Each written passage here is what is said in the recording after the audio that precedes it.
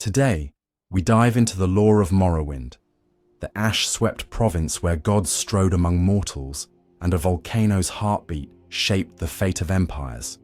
From Veloth's exodus and the rise of the Living Tribunal to the Nerevarines' reckoning and the cataclysmic Red Year, every chapter is steeped in prophecy, betrayal, and rebirth.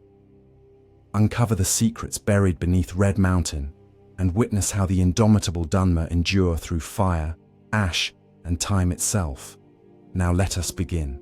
In the uncounted dawn before the first empires raised marble upon stone, when mortal memory itself was yet unborn, there stirred the spirits that the elves of later ages would call the etched, origins unshaped by flesh, pure will suspended in the unlit potential of Aetherius. These ancestral intelligences drifted within a cosmic harmony, each distinguished by its own slow music of purpose, neither forgetting nor remembering, because time itself was but a possibility. Among them, there emerged a single notion that drew certain spirits into common sentiment. The dream of a world both finite and fertile, where thought might condense into life and where meaning might find new expression beyond the abstract glow of the impossible void. That notion bore a name whispered in reverence or in dread, Lorcan, pronounced Lorcan, whose burden was to kindle a material plane and thus forever alter the fate of those who dared to see it realized. In the telling preserved by Aldmeri, seers, Lorcan wove honeyed promises of glory and novelty, yet withheld the cost. To forge a mundus was to give away a measure of divinity, to manifest limitation, to risk suffering and loss. Some among the Etada recoiled, remembering their own unblemished eternity, while others, curious, heedless, or courageous, lent their substance to the world's shaping. As the firmament took shape and the wheels of the sky began their slow and lawful movement, these volunteering spirits assumed new offices. Auriel fixed the unerring arc of the sun. Magnus plotted the framework of magic, then fled through the veil to form the burning star that yet guides every mage's hand. Yefra bound the naming of birds and trees to hold chaos at bay. Arche sealed the doors of birth and death. And Lorcan, architect of risk, left his heart hidden at Nirn's center, where its pulse would echo until the age of Dagoth-Ur.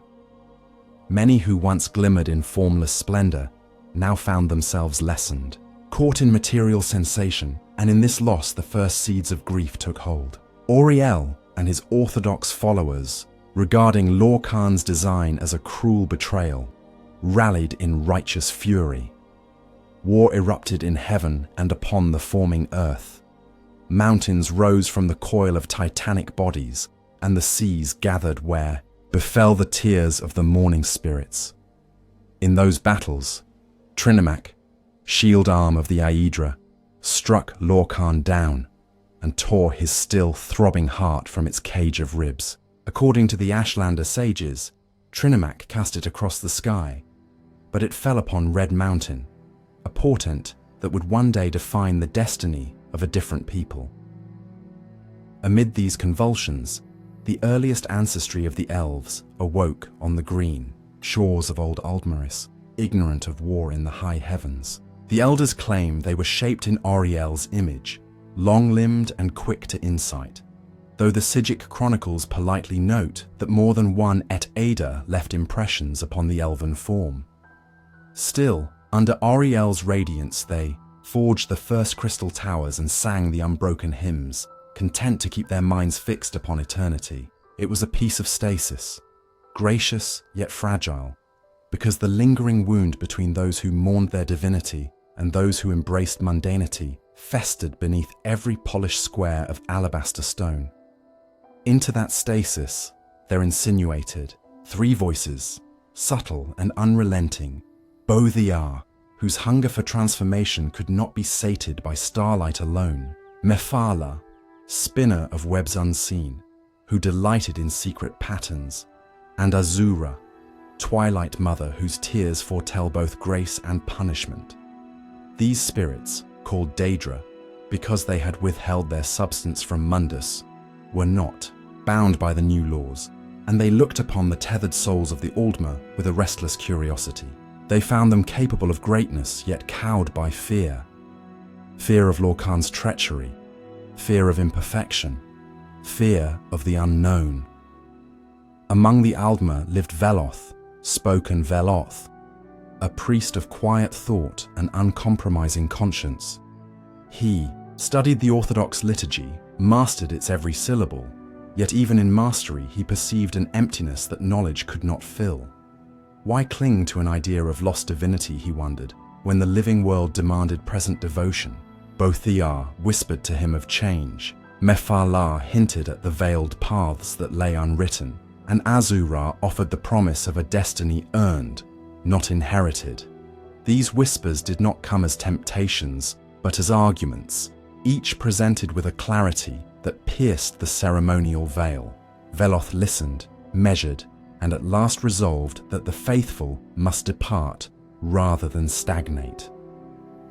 The sermons later compiled as the Velothi discourses describe the night of renunciation, how Veloth stood before the grand kinhouse, its crystal, pillars aglow with interlaced spells, and with calm authority proclaimed the orthodox path a prison of fear. He spoke not of rebellion, but of pilgrimage, of walking outward until the soul became equal to its own desire.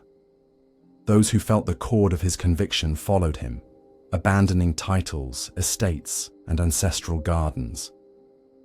Bothia is said to have devoured Trinimac's form during this upheaval, transfiguring that pristine champion into Malakath, Mash Lu Kath, whose aspect embodies wounded honor. In the confusion that followed, the exodus began. Bards sometimes condense the journey into a flourish of metaphor, saying the Chimer, as the pilgrims came to be known, crossed oceans of dream fire.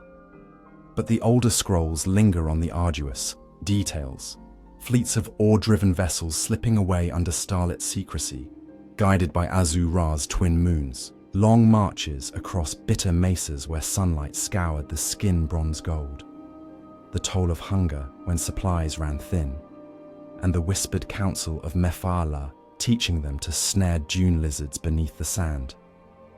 Bothia's counsel was harsher, the shedding of complacency, the ritual sharpening of purpose into a blade.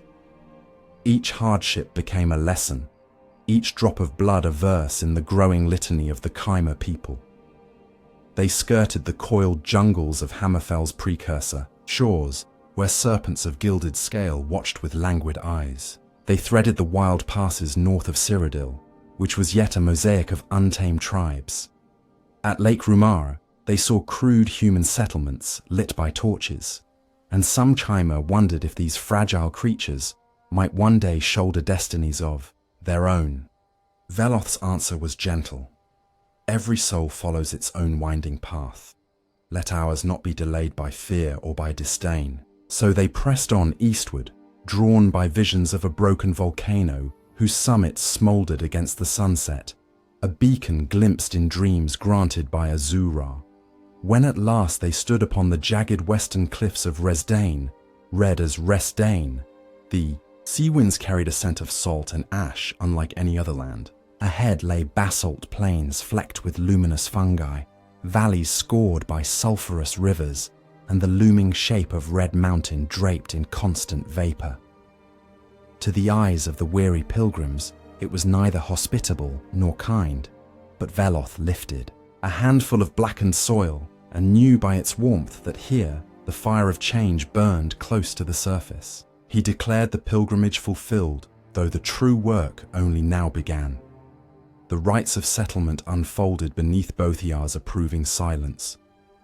The Chimer learned to mold volcanic glass into chitin-sharp blades, to coax Kwama insects, into hive colonies yielding nourishing eggs, and to channel the oily resin of the giant shulk for lamp fuel. They raised shrines at dawn and dusk, honoring Azura's cycles of promise and penance. They erected spider silk banners for Mephala, whose subtle stratagems would guard their kin against the unknown. And they sang hymns praising Bothia's gift of ambition, though ambition here meant not conquest, but but the relentless pursuit of betterment. Yet even as the chimer carved their first canton rudiments beside the river Odai, they discovered that Resdain was not empty. Deep beneath the volcanic crust dwelt the Dwemer, Chmer, elves of brass-burnished thought, who ventured seldom under sun and who regarded both Aedra and Daedra with equal skepticism. Their miners' hammers echoed inside mountains long before the chimer kindled their first campfire at Alderaan's future site. Early meetings between the two peoples were wary, tempered by practical exchange, chitin for metalwork, salt rice for schematic bronze machines. Veloth taught his followers not to covet the Dwemer's craft, but to respect what is freely offered, and to leave unsought what is jealously guarded. Meanwhile, the shadow of Red Mountain loomed large in every knight's dream. The heart of Lorkhan, still buried within its molten throat, pulsed faint rhythms that some chimer mistook for ancestral drums. In their earliest songs, they spoke of the mountain as the seat of Veloth's fire, yet also as the coughing god whose breath carried both fertility and blight. Such double meanings shaped their faith, that joy and trial are braided strands, inseparable in mortal striving, years folded into decades. Villages of glass and bone matured into tiered strongholds. House customs took root, each derived from initial kinships formed along the journey. Those whose vigilance kept watch in the harshest ash storms became the nuclei of what would one day be House Redoran. Those whose cunning secured trade with distant tribes along route and shore evolved toward House Hlalu. The patience of those who farmed spore rice in the salt flats foretold the quiet prudence of House Dress, and those who hewed canals across the marsh of future Mournhold laid the groundwork for the erudite ambition of House Indaril. Amid this ferment, Veloth, grey-haired now, though his eyes retained their ember-bright conviction, sensed that his part in the tale drew to a close. He gathered the chieftains and the spellweavers in the shadow of Red Mountain and spoke of stewardship, rather than rule. The measure of their devotion, he said, would be seen in how they wielded freedom, not as license to dominate, but as the crucible in which the spirit refines itself. He counseled them to honor the three good Daedra, yet remain wary, for a boon, granted too easily, might hide a burden unseen. And he urged them to remember the pilgrimage, that they might guide future generations away from complacency. When the final night came, Veloth walked alone into the dusk, guided by twin moons low upon the horizon. Some legends claim Azura carried him into the horizon of sunset, gifting him a place among the stars. Others insist he merely vanished beyond a curtain of dusk moths, leaving behind his staff planted in cooling ash, a living syllable of farewell.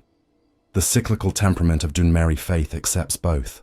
What matters, the ordinators would later say, is not the death of the prophet, but the echo of his step in the soul of his people. In the silence that followed, the chimer looked inward, taking the measure of their own resilience. Without Veloth's daily counsel, they turned increasingly to Bothiar's doctrine of tested will, Mepharlar's discipline of unsung watchfulness, and Azura's bittersweet whispers of consequence. Their rituals deepened. Ghost fences of ancestor bones circled new sanctuaries. Initiates painted sigils of red ash upon their brows to signify readiness for hardship. The ashlands taught them to read the storm's color, to know whether the haze carried cinder or venomous blight. All these lessons laid foundations that would endure long after names weathered away. Yet on certain nights, when the wind slipped down the caldera and moved across the grazing gar, elders would speak of how everything owed its root to that first, daring step, that casting off from old Aldmeris. They did not lament what had been lost.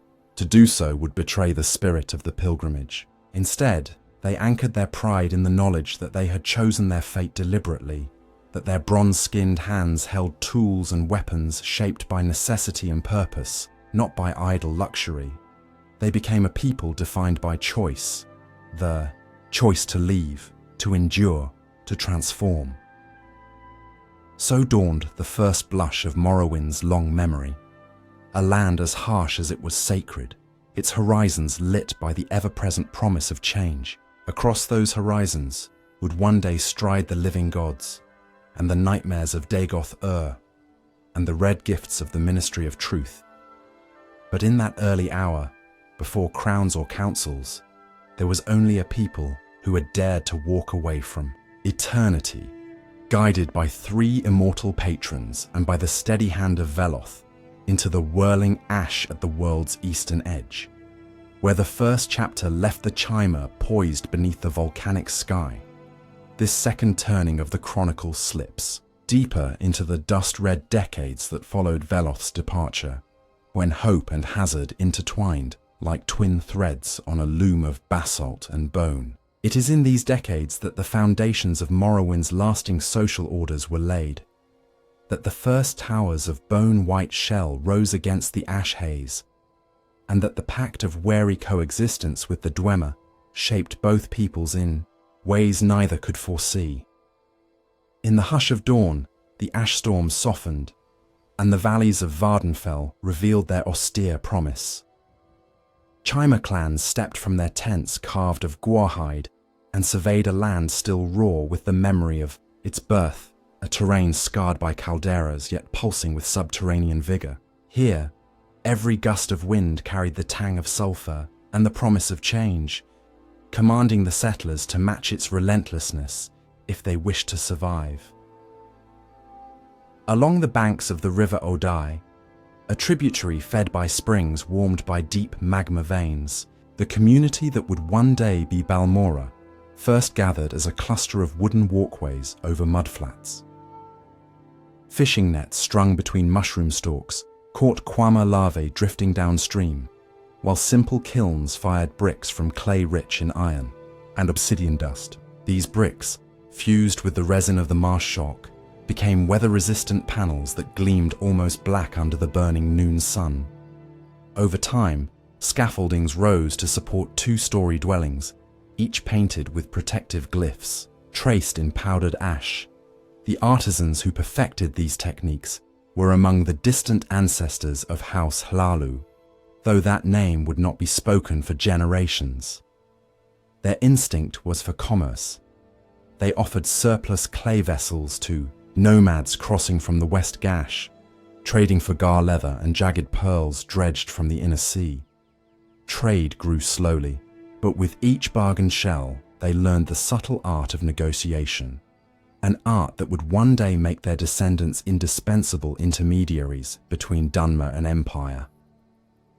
Northward, in a basin sheltered by ridges of steely basalt, others experimented with more ambitious architecture. Inspired by tales of ancestral towers on Old Aldmeris, they fused native shellstone with worked timbers to raise tiered platforms above the shifting ash. These platforms, stilted and circular, invited the wind to whistle through hollow columns, dispersing heat and discouraging ash deposition. The builders prayed to Mephala for guidance in hidden geometry, believing that certain angles would confound the hunger of flame atronachs that roamed the deep nights. By layering the platforms, they could stack family dwellings beneath public, meeting halls, forging the earliest shape recognizable as a canton, the forerunner of Vivek's grand marvels. These structures formed the nucleus of Aldruin, though at the time the locals simply called it Ulbran Mar, meaning shelter of first bone. They lined the walkways with hollowed silt strider shells polished to a dull crimson, their resinous interiors turning sound into hushed echoes. Here the sensibilities that would become House Redoran found voice. Martial resilience, communal virtue, and an unspoken readiness to sacrifice comfort for honor. Beyond these settled enclaves stretched the wide backlands of the Ashlands proper, rolling waves of grey sand punctuated by jagged lava flows cooled into glass. There, the nomadic tribes the settled Chimer named the Urshilaku and Ahemusa, Urshil-Aku and Ahem-Usa, herded guar between lightless caves that stank of burning pitch. They read swirling patterns in the ash as a hunter, reads tracks in snow, determining the daily temperament of Red Mountain by the color of dawn's plume. They believed the mountain's cough spoke in syllables, each ash storm a fragment of prophecy. In their songs, the term Velothi wayfarers now carried dual meaning: the founding pilgrims who had crossed the seas, and the ash walkers whose home must forever be in motion. While the settled folk saw them as relics clinging to lost hardship, the tribes regarded themselves as custodians of continuity, never letting the memory of the Exodus fade into complacency. The early Dunmer, meanwhile, thrived beneath the same volcanic crust. Using resonance hammers that shattered living rock without the need for explosive fire, they excavated vast chambers whose ceilings glowed faintly with phantasmal light, products of importunate luminescent worms bred for that purpose. In places, the Dunmer tunneled so close to subterranean lava that the walls shimmered with liquid heat. Yet by cunning ventilation shafts, they harnessed the updrafts to power piston-driven water wheels. With these wheels, they pumped cool aquifers into cisterns, tempering the blistering forge halls where brass was smelted with strange alloys of unknown provenance.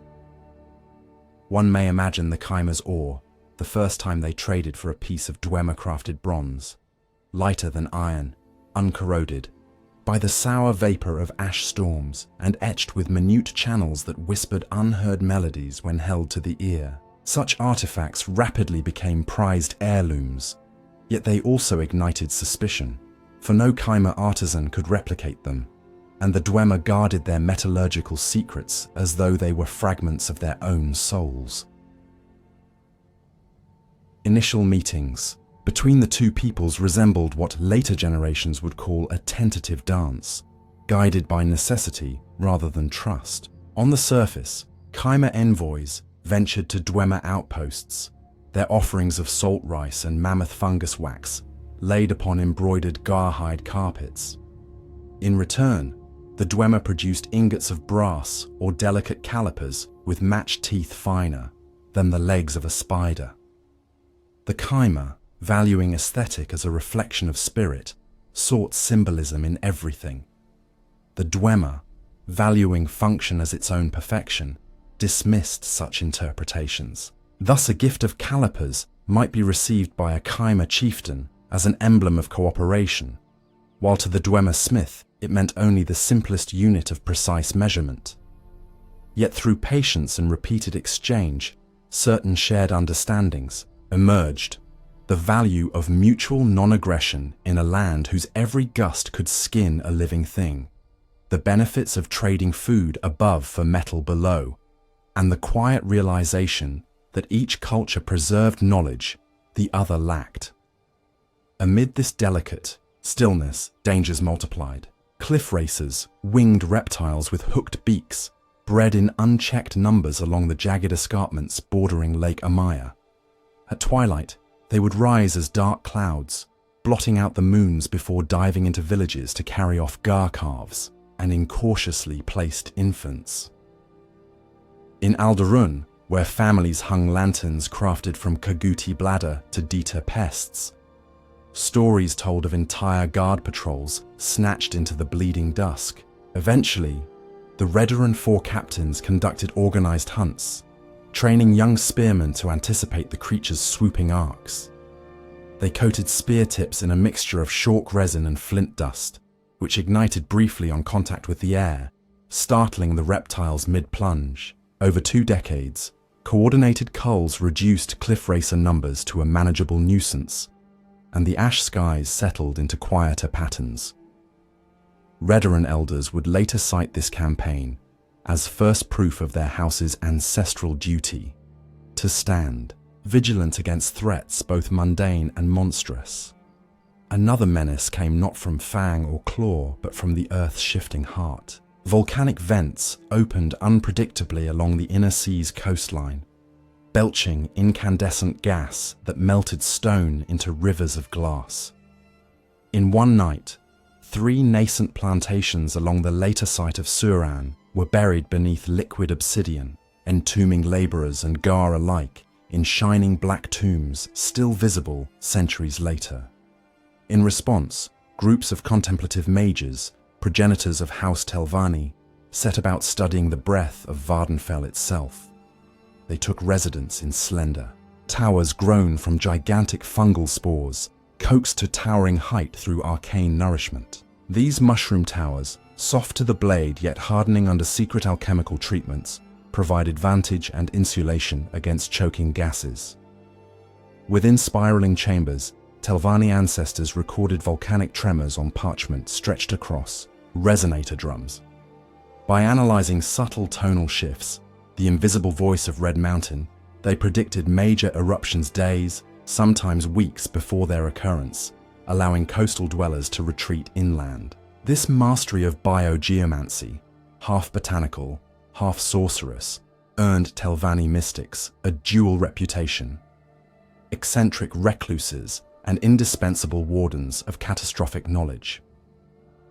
As each enclave refined its survival strategies, social codes crystallized. Among the prospective Hlalu communities, bargains were sealed by binding strips of vellum soaked in guar milk and dried into parchment coins, each inscribed with sigils representing goods exchanged. These proto-contracts bore no enforcement beyond the speaker's reputation, yet swiftly they evolved into the hallmark of commercial honor. Among the Redaran, oaths were spoken before shrines of ancestor skulls, each bone an unblinking witness whose silent condemnation would haunt any oathbreaker. Among Telvanni scholars, promises were rare. They preferred written treatises laid open in communal libraries, where the strength of an argument outweighed any oath. Meanwhile, the tribes of the Ashlands bound pacts through shared fasting, believing that those who had starved side by side would share memory in the dream sleep granted by Azu-Ra. Dwemer social order proved more opaque. Their cities, such as Nchardak, read as Enchardak, operated by councils of tonal architects, whose deliberations were transcribed in resonant code upon hollow metal tablets. Each councillor bore a title derived from mathematical functions, inscrutable to Chimer interpreters. What is known is that the Dwemer placed communal intellect above individual fame. An invention carried the name of its design logic, not its maker. To a culture that revered lineage tales, this anonymity struck the Chimer as cold, yet it also fostered a meticulous ingenuity unburdened by pride. In time, some Chimer scholars travelled with trade caravans into the outer halls of dwarven strongholds, eager to glimpse wonders whispered about in village taverns, animunculi whirring upon polished grooves, steam conduits that powered stone crushers with the roar of hidden oceans. Few were allowed beyond the mezzanines, and fewer still returned wholly unchanged, for to witness a machine think by itself was to question the very role of divine spark in mortal craft. These currents converged toward a pivotal moment, historians later called the Conference of Dunthel An. There, on a neutral plateau east of the Bitter Coast, representatives from half a dozen Chimer enclaves met with delegates of 3 Dwemer city-states. They set up pavilions woven of Nyx hound hide, angled so the wind carried ash away before it could settle on their scrolls. For 4 days they debated trade routes, mutual defense against cliff racer resurgence, and the ethics of mining beneath ancestral cairns sacred to Ashlander tribes. The most contentious topic was water. Dwemer bore rivers through bedrock, diverting them into subterranean aqueducts. Chimer farmers feared their surface springs dwindling. A compromise emerged. Chimer would receive brass-wrought pump wheels enabling deeper wells, while Dwemer would gain rights to excavate further, west without dispute. Though simple in design, the compromise demanded mutual oversight, leading inevitably to deeper entanglement. This conference sowed the seed of what would flower, though some would say fester, into the First Council. Parallel to these external negotiations, internal identities solidified. The enclave of Ulbran Mar, after a generation of steady leadership by the warrior poet Vorin Indaril, formalized its martial code into what became known as the 10 Palm Conduct. 10 precepts carved upon basalt palms lining the central avenue. They mandated cyclical spear practice, night vigils upon defensive ramparts, and the sacred duty to offer single combat before cohort engagement, therefore sparing unnecessary bloodshed when differences might be decided by valor. These precepts are regarded as the embryonic charter of House Redoran. By contrast, the Odai Delta's mercantile families, who now named their settlement Halal Moor, Harbour of Record, codified an early ledger system. Each transaction was duplicated on paired wax tablets, one kept by the buyer, one by the seller, later compared at communal moot.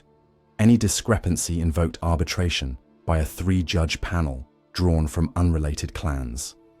Over decades, these panels hardened into the first mercantile judiciary, the skeleton of House Halalu's celebrated council network. Across the marsh flats south of present-day Mournhold, contemplatives of Indoril descent bred marsh tortoises whose shells, once shed, could be cured into lightweight yet unyielding armor. They regarded battle as the final extension of spiritual discipline and experimented with silent formations that could wade chest-deep through sludge without disturbing the water's mirror.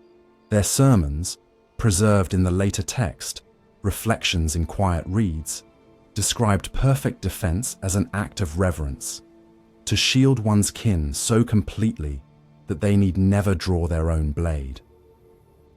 The phalanxes trained under this philosophy would one day form the ceremonial guard known as the Ordinators, but in these early centuries, they existed as itinerant protectors, hired to defend pilgrimage routes between shrines. Meanwhile, Ashlander tribes continued the endless circuit of their ancestors. They believed each piece of land bore an echo of Veloth's original footsteps, and to remain too long in any vale was to risk trapping the echo, thus severing memory. Their caravans left minimal trace, hearth ashes scattered upon the wind, tent, stakes carved from dried scrib bone that would crumble to dust after a single season. Yet the spiritual sophistication of their oral histories should never be underestimated. The Urshilaku claimed to possess sky charts etched upon smoked gore hide, showing the migration of constellations across 5 millennia. Each shift correlated with a canticle describing the moral state of the world.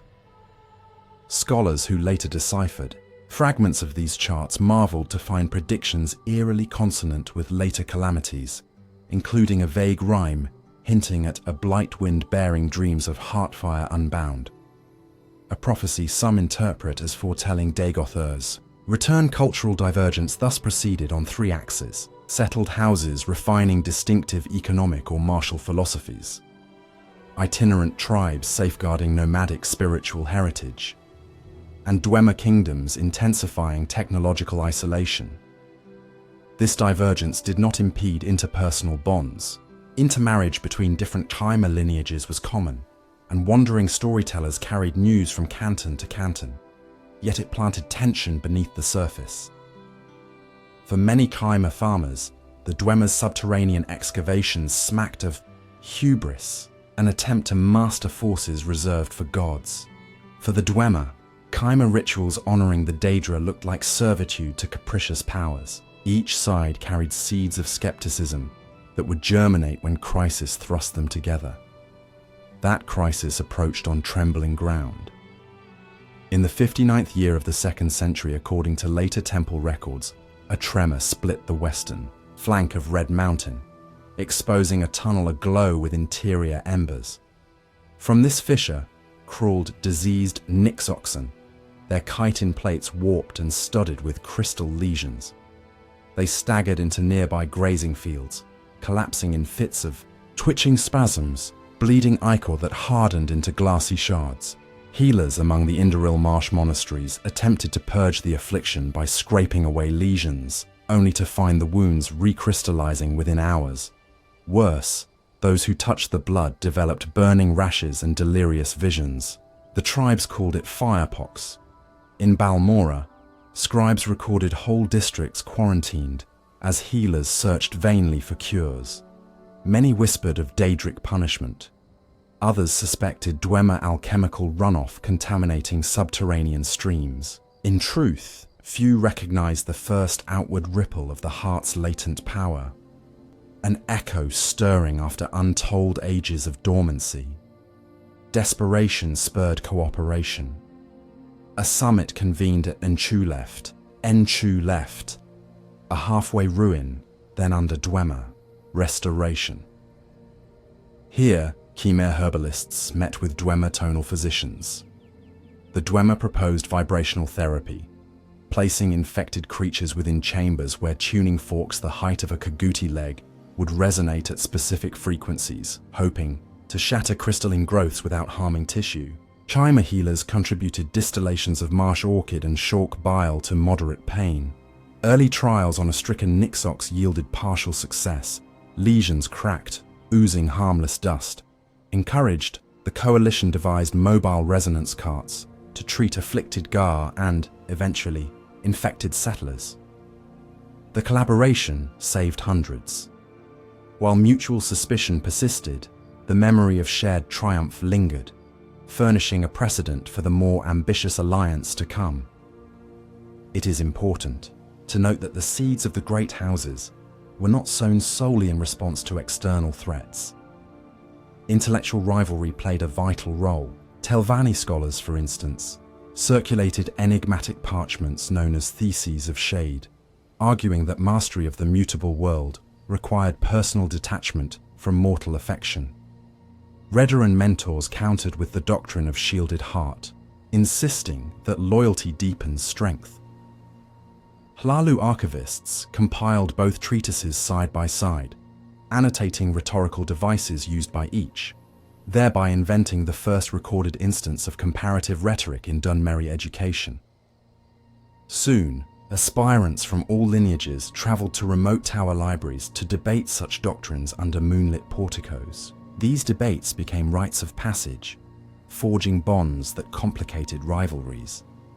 A Redaran warrior might maintain a lifelong correspondence with a Telvanni rhetorician he once challenged in scholastic duel, each recognizing in the other a mirror of dedication despite divergent goals. Within 2 centuries of Veloth's exodus, the contours of the great houses had emerged so distinctly that travelling chroniclers, one notable example being the sage Adrim Dreloth, could classify settlements by prevailing ethos. In his compendium, Songs Beneath Ash, Adrim describes 7 archetypal virtues: endurance, cunning, unity, insight, resolve, secrecy, and pursuit. He assigns each a governing star in the night sky, mapping them to nascent houses. Critics later observed he excluded the Dunmer entirely, either out of prudence or because he considered them separate from the elven moral cosmos. This omission itself testifies to the widening conceptual divide between surface and deep world cultures.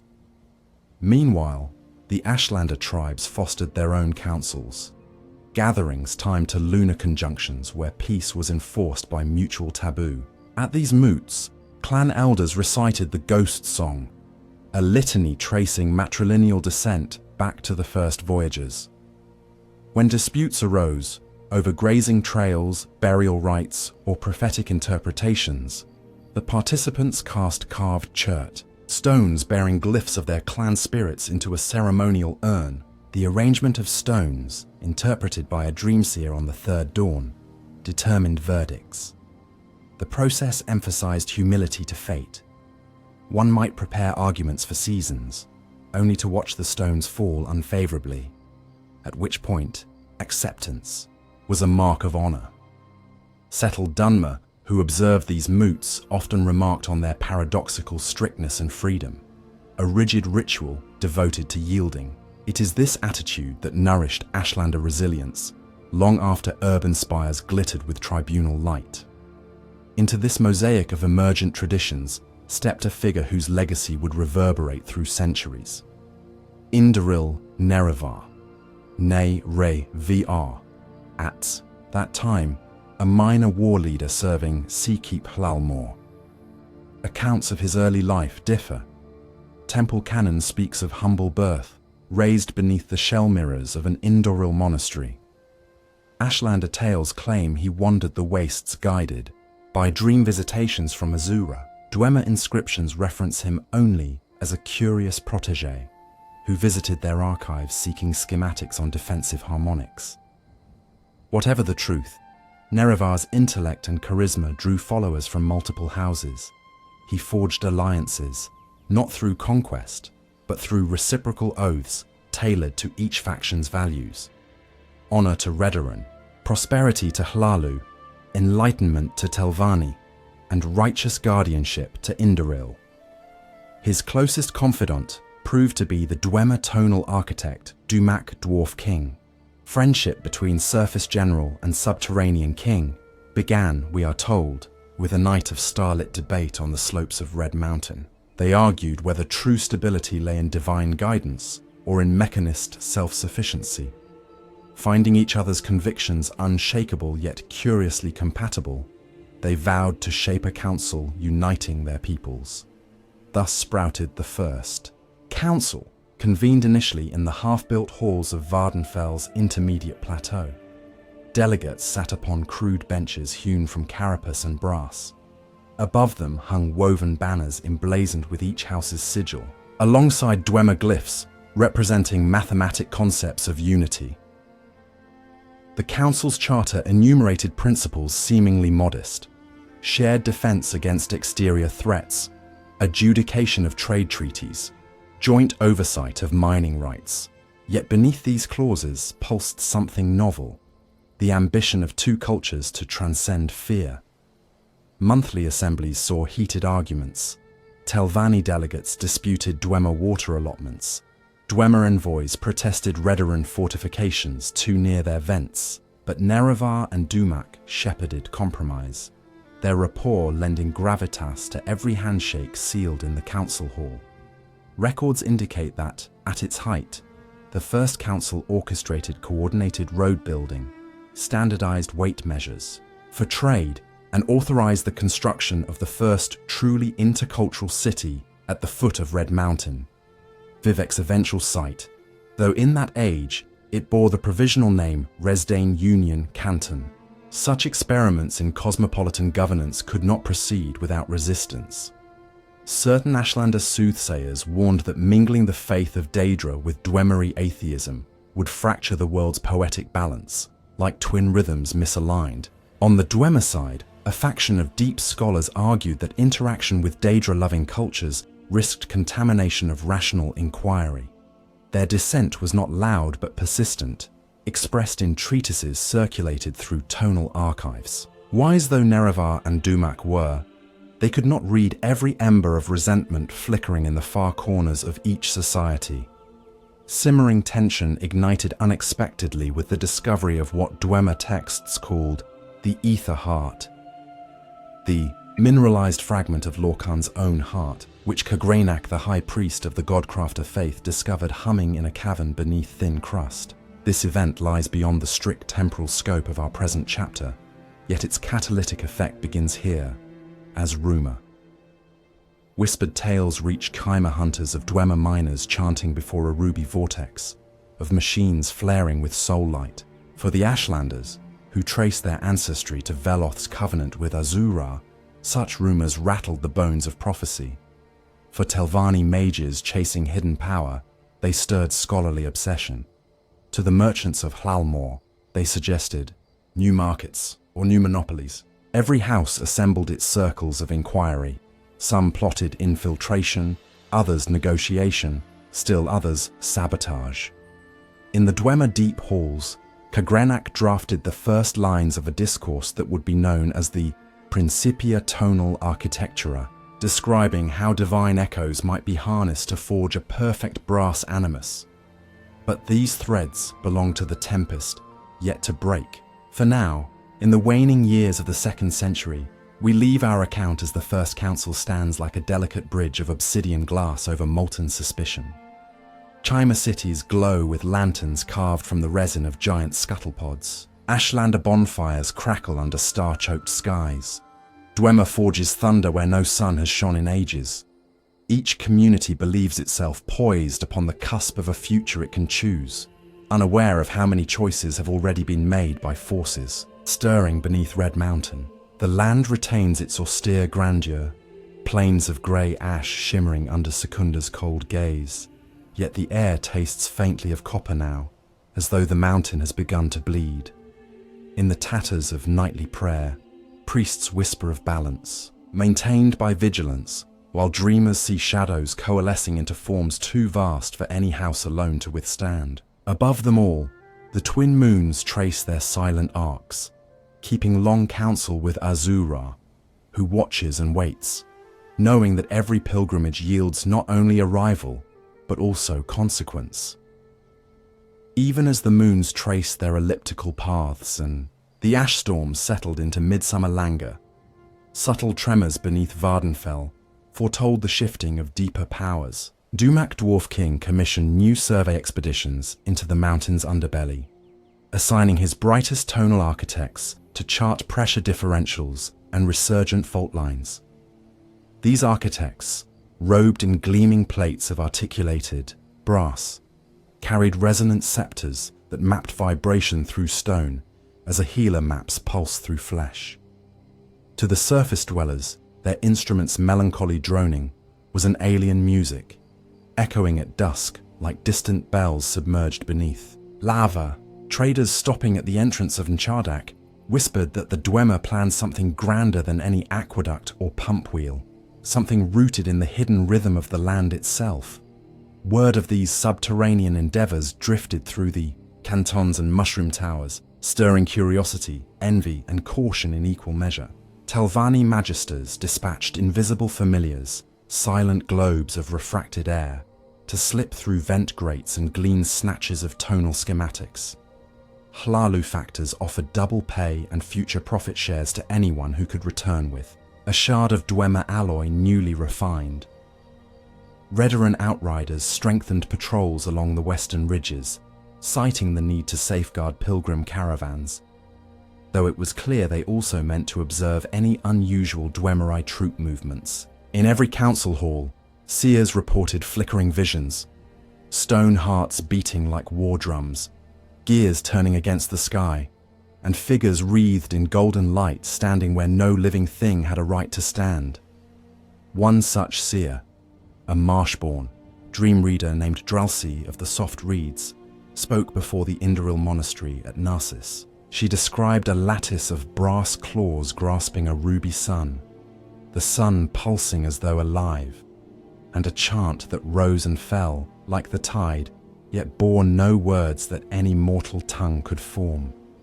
The monks transcribed her mutterings in 2 columns, one for what she said, the other for what she seemed to mean, then sealed the parchment beneath the altar of their quiet chapel, afraid even to copy it. Days later, Dralsi faded into fevered silence, her eyes shimmering with reflections of a furnace she had never seen, and the monks petitioned the royal stewards for guidance. Nerevar, now recognized throughout settled Resdain as first councillor, and Hortator, spent these same weeks riding between canton and tribe, his gar moving with tireless stride along paths worn smooth by ancestral migration. Beside him rode Almalexia, Alma Lex Aya, champion and voice of Indoril, whose calm resolution could cool tempers as easily as a dusk rain stills volcanic dust. Vivek, V-Vek, stone poet and swordsman of striking paradox, travelled, not with the pair, but appeared whenever argument poised to spill into violence, their presence like a reed vibrating between harmonies. Sotha Seal, preferred nocturnal journeys alone, following the shadow of Secunda across ruin and river delta, listening to the distant murmur of Dwemer forges with an engineer's curiosity laced by a mystic's dread. They called themselves the tribunes of unified purpose, though no prophecy yet christened them divine. Their shared aim remained simple to state, difficult to secure. Ensure that Dwemer innovation did not fracture the fragile covenant-binding Kaima houses. Together, to that end, Nerevar drafted letters of parley to Dumak, acknowledging rumours of deep excavation and requesting transparency regarding any project that might disturb the caldera's integrity. The letters, written in clear Aldcomeris script and sealed with the blended sigils of all great houses, travelled by protected caravan through the Foyada Mamaya Gorge. Rumour claims the courier who arrived at Bams Amshend, found Dumak deep in council with High Craft Lord Bethuand and Divine Engineer Kagrehnak, regarding a new phase of tonal experimentation. The king read the letters, nodded in respectful contemplation, and promised an answer once further measurements confirmed safety. Yet even as the wax seals broke beneath his thumb, Kagrenak's eyes flicked toward the courier with chilly calculation, as though measuring time wasted on ceremony. Within months, Kagrenak ordered the forging of 3 sacred instruments: keening, a short blade of translucent material that vibrated at keening pitch when near concentrated divine energy; sunder, a warhammer head suspended between tuning forks the size of a man's forearm; and Wraithguard, a gauntlet armor designed to insulate flesh and soul from unimaginable energetic discharge. Dwemer tablets speak of these tools as the tritones of Kagrenak, each embodying a phase of tonal manipulation: isolation, disruption, and channeling. Fabrication required alloys drawn from meteorite iron melted in crucibles of purest ebony glass. Master smiths labored beneath humming arches, their hands guided by angulated song rather than spoken command. When the final quenching was done, Kagrenak lifted keening and struck a suspended chime of raw heartstone. The note that rang out resonated for 3 full minutes, during which every animunculus in the chamber ceased motion as if listening. Chimer spies glimpsed only fragments, flash images of a blade that left after images in the air, a hammerhead glowing without flame, and carried these reports home as though they bore plague. Telvanni conclaves debated strategic assassination. Redarin Hearthguards called for preemptive seizure of Dwemer workshops, lest such power fall unchecked. Hlalu traders calculated import tariffs should Dwemer goods suddenly overwhelm Chimer artisan markets. Yet Nerevar counselled patience, arguing that trust once shattered would splinter further, and that Dumak's words still deserved honour. He proposed an investigative delegation comprising representatives from each house, escorted under formal guarantee of safe passage. Dumak accepted, though Kagrenak's acquiescence came late and cold. The delegation, 32 officials, scholars, and martial escorts, entered Veminal, one of the triad of deep fortress foundries ringing Red Mountain's southern spur. They followed corridors lined by whirring pistons and descending lifts that dropped into gloom, lit only by arc crystal tubes. Dwemer hosts explained that the rhythmic rumble was no cause for alarm. It merely signified calibration of harmonic, arrays that would, in time, stabilize seismic activity across Vardenfell, protecting both peoples from catastrophic eruptions. To demonstrate, Kagrenak ordered the activation of a resonance field. A trembling hum filled the hall. Vibrations passed through bone, teeth, and blood, like the echo of a heartbeat older than speech. Then, in silence, sudden as a cut breath, every flickering forge guttered out, not extinguished, but stilled mid-flame. Molten brass cooled without hiss. Water in nearby channels froze into metallic calm. The visitors felt both awe and caution, gnawing at the edges of their composure. Among the observers stood Sotha Sil, whose eyes mirrored the muted glow of dormant furnaces. He asked precise questions about tonal consumption rates, feedback thresholds, and contingency protocols. Kagrenak, recognizing a mind attuned to mechanism, answered with clipped patience, yet revealed little beyond surface explanations. When Sotha Sil pressed about energy source, Dumak intervened with a polite deflection. The details, he said, remained experimental and private to Dwemer sovereignty. Almalexia murmured to Nerevar that secrets this deep could root flowering distrust. Vivek, leaning against a pillar, later described feeling a dream of knives dancing atop ocean waves. neither cutting nor being cut, uncertain which became blood first, the blade or the water. Upon returning to their respective cantons, the delegates convened under the banner of the First Council. Debate erupted like steam bursting from a fissure. Indoral sages interpreted Khagranak's method as potential blasphemy against the cosmic wound left by Lorkhan. Telvanni wizards saw unparalleled opportunity to harness new magics. Redarin captains argued engineering alone cannot contain volcanoes, guided by gods. Hlalu prefects inquired whether trade licensing might ensure mutual profits and thereby bind Dwemer and Shima closer in peaceful self-interest. Through nights of lantern-light murmurs, Nerevar reminded them all that the council existed to weave unity, not unravel it. He proposed a compromise, a formal treaty restricting Dwemer excavation near certain sacred sites, plus transparent sharing of seismic data. Telvanni scribes drafted the text. Hlalu negotiators refined its language. Redarin and Indoril signatories pledged armed oversight to enforce compliance. The treaty, when presented to Dumak, received his signature without hesitation, but Khagranak withheld his hand. He claimed the treaty's clauses impeded research vital to the safety of all. A heated exchange followed behind closed doors, where only Nerevar, Dumak, Khagranak, and the tribunes listened. Nerevar invoked friendship between peoples. Khagranak invoked the sovereignty of progress. Vivek recalled the moment in later verses, a room heavy with stillness, voices measured, but each syllable weighing like lithic runes. In the end, Khagranak returned to his forges, leaving the treaty unsigned, but Dumak vowed to honor its bounds as king. Weeks later, scouts reported Dwemer drill trams carving new shafts beneath precisely the restricted sacred hollows. When confronted, Dwemer envoys produced maps redrawn, so the hollows lay just outside restricted zones, an adjustment of a few hundred paces, yet symbolically enormous. Chima councils erupted in anger.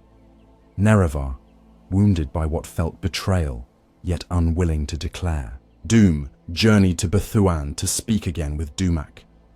This time, Khagranak barred the gates. Dumak appeared only after hours of impasse, distracted, his regal bearing eroded by sleepless calculation.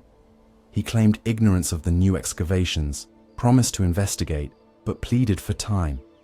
Nerevar, bound by friendship and desperate hope, granted a lunar cycle of grace. During that cycle, ash storms thickened unnaturally. Hunters found gar carcasses crystallized from within, glass flowers blooming through hide. Ashlander wise women dreamed of the mountain coughing blood. Telvanni watchers detected minute distortions in local mana flows, oscillations that bent spells off target. Sotha Sil, tracing ley lines through orrery charts, observed non-linear spikes adjacent to the Dwemer shafts, like cords plucked upon the planet's private lute. He spoke quietly, with Almalexia and Vivek. When Nerevar returned to council, they confronted him with data. Proof compiled, he could no longer deny that Khagranak's work risked unmaking the land.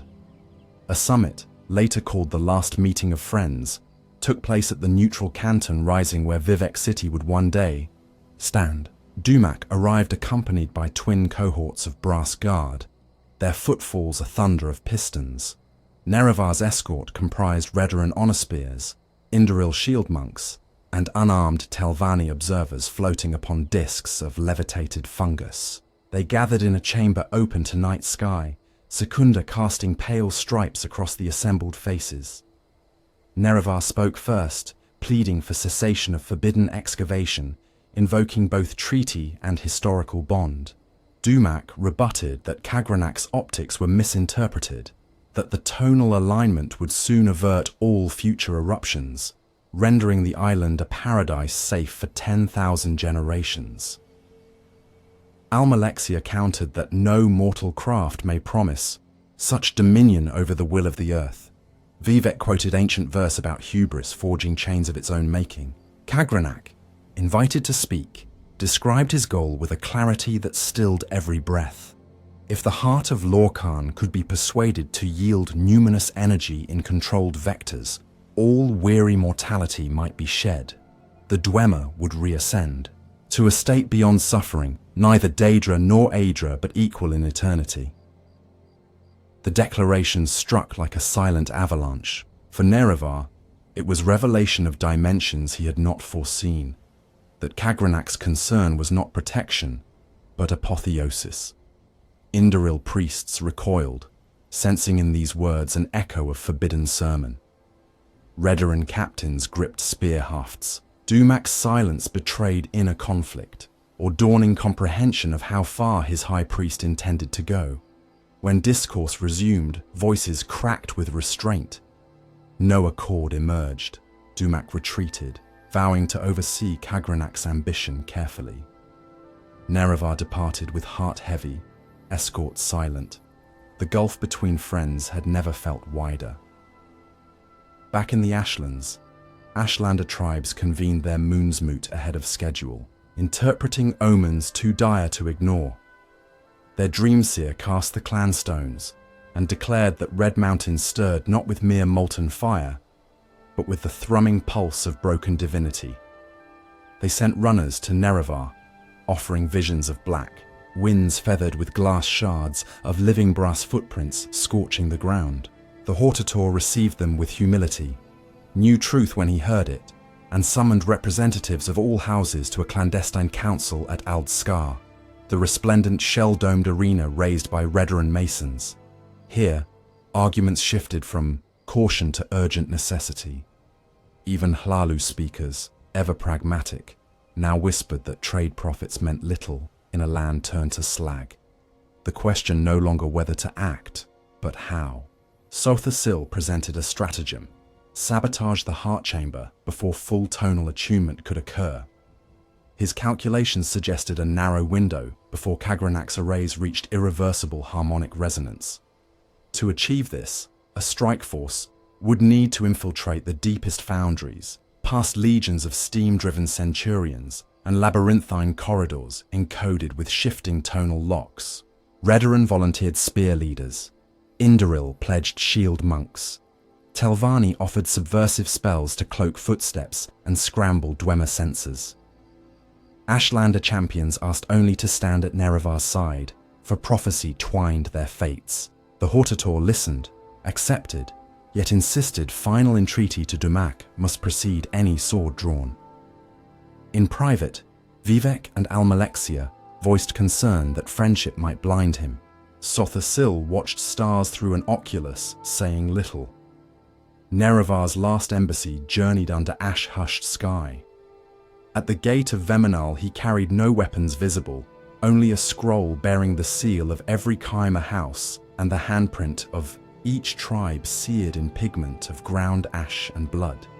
The Dwemer guards admitted him, then escorted him through corridors vibrating with deeper power than before, the walls humming as though alive. Dumac awaited in a council vault, expression strained. When Nerevar laid out his plea, abandon the Heart Project or see Resdain torn by war, Dumac's answer broke on the pivot between pride and pain. He insisted Kagranak near completion of a miracle greater than any Daedric boon. He believed the sea, Chimer would one day thank the Dwemer for ending mortality's cycle of suffering. Yet beneath conviction lay sadness. He could not halt the project without fracturing his own people's faith in destiny. Nerevar, swallowing grief, declared that if Dumac chose silence, Chimer must act. The two clasped hands one last time. Later, songs claim tears fell on stone between them, but stone remembers only footsteps fading into distance. Returning to Aldskar, Nerevar found preparations already underway. Ashlander scouts mapped lava tunnels leading beneath Dwemer defenses. Telvanni, magisters brewed distortive potions to blur visibility. Almalexia drilled shield formations designed to deflect steam blasts. Vivek composed battle hymns of measured cadence, guiding spear thrusts with metrical precision. Sothasil crafted miniature scrivers, mechanical leeches that would latch onto Dunmer animus cables, and feed false tonal data.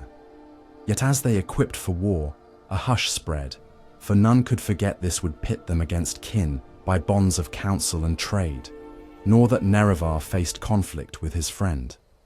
The assault began, under a sky bruised by a pre-dawn violet. Telvanni illusions projected phantom columns elsewhere to mislead Dunmer sentries. Redoran spear lines advanced through Foyada Kral, axes muffled with chitin wraps.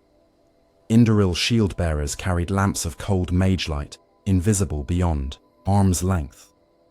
Nerevar led from the front, bearing the moon and star ring given him by Azu-Ra, which guaranteed his words truth and his steps fate. Behind, Ashlander skirmishers sang low dirges, every footfall timed to the heartbeats of ancestor songs. Initial forays breached outer gates with minimal bloodshed, for many centurions lay dormant while Kagrenac focused power inward. Once inside, however, the defenders woke. Hallways roared with grinding pistons as bladed spheres unfolded from alcoves. Redoran vanguard engaged, spears shattering brass joints, while Indoril shields reflected scalding steam into arcs of harmless mist. Telvanni spells twisted ceiling supports, collapsing choke points behind to prevent pursuit. Downward they pushed, toward the cavern heart where tremors shook dust from vaulted stone like falling snows. At the threshold of the heart chamber, 3 Dunmer colossi rose, titans of hammer and song, their chest cavities pulsing with molten core. Kagrenac himself stood upon a dais, keening in hand. Sunder alight, Wraithguard borne by a clockwork exoskeleton. Chanting a formula older than mountain bone, he struck Sunder upon a suspended prism, sending shockwaves that buckled steel helms and loosened teeth. Nerevar staggered, tasted blood. Yet he advanced, voice lifted, in a litany counterpoint taught him by Vivek. Telvanni mages cascaded waves of unpatterned sound to scramble Kagrenac's frequencies. Sotha Sil's mechanical leeches fused onto cables, distorting feedback. Under such assault, Kagrenac recalibrated with breathtaking speed, but the harmonic web began to falter. Flashes of coruscating light rippled across the heart casing, every pulse a beat of Lorkhan's ancient doom. Dumak entered the chamber behind his guards, eyes wide with anguish at the sight of slaughter. For a heartbeat, the battle paused. Friend met friend across chasm of broken trust. Words exchanged then are lost. Chronicles diverge. Some say Nerevar begged Dumak to stand down. Others claim Dumak demanded withdrawal. Whatever passed, a centurion misread the lull, loosing a salvo. Of heated darts, a Redoran captain fell, spear clattering. Skirmish resumed, and fate's wheel turned beyond callback. Nerevar, torn between duty and sorrow, advanced toward Kagrenac. Dumak, bound by loyalty to his people, interposed with axe of gleaming arcs. Their duel flared as an eclipse within inferno, each strike echoing ancient respect now forced to bitter purpose. Meanwhile, Kagrenac completed final alignment. He donned Wraithguard, raised keening to cut into the heart's crust. The blade sang a note so high only dreamers hear. The crystal crust parted. A geyser of scarlet light erupted, rendering brass colossi transparent as glass. Dunmer workers staggered, their forms shimmering.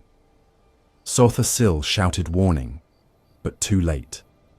The Dunmer present began to fade, outlines dissolving into fine ash, bodies unraveling into motes of tonal geometry. Kagrenac watched in wonder, then horror, as his own, fingers blurred. In desperation he reached for Sunder, but the hammer fell through hands no longer material. Within breaths, he and every Dunmer in the chamber vanished, leaving tools clattering empty. Nerevar and Dumak paused mid-strike, gazing upon the absence. Confusion reigned, enemy gone, cause undone. The heart throbbed still, exposed and feral. Nerevar stepped forward, burdened by awe. sensing that this heart beat not merely for Dunmer or Chimer, but for all mortal potential. Yet the chamber shook. Lava veins split overhead. Collapse loomed. Dumak, voice raw, urged retreat. They turned, but a gout of searing gas burst between them. Nerevar was hurled against a column, armor scorched. Dumak staggered away. Accounts diverge again. Some claim Dumak succumbed to wounds. Others that he dragged fallen comrades from the corridor, then vanished into deeper tunnels to search for surviving kin. No definitive record endures. Hurt yet alive, Nerevar commanded allies to seal the heart behind containment runes, then pulled back through trembling corridors as Red Mountain rumbled. Reaching surface, they emerged under a dawn sky streaked by ash-crimson dawn. Sothasil and Vivek devised arcane barriers to lock entry tunnels. Almalexia led wounded away. Ashlander mystics intoned prayers of balance restored, though their eyes reflected fear rather than triumph, for they sensed destiny yet unfurling. In the days that followed, councils grappled with aftermath. Dwemer strongholds lay silent, tools abandoned. Scouts entering Nechardak found halls cold, automata dormant, every Dwemer soul gone as though rewritten from reality. Some theorized they ascended, others believed them destroyed. The truth remains debated in dusty libraries to this night. For Chimer, victory felt like a wound that would not clot. They had prevailed, yet at the cost of a people vanished and an alliance broken. Nerevar convened the tribunes atop the ghost-quiet canton, where they first dreamed unity. Together, they debated fate of the heart and Kagranak's tools, now recovered and locked within rune-sealed caskets. Sothasil argued that such power could safeguard the realm if wielded wisely. Vivek cautioned that any mortal touching divinity risked repeating Dwemer folly. Almalexia spoke of stewardship, that gods sometimes arise to protect children left in peril. They agreed upon a ritual to bind the heart's power into themselves, not to escape mortality, but to uplift the Chimer and preserve balance.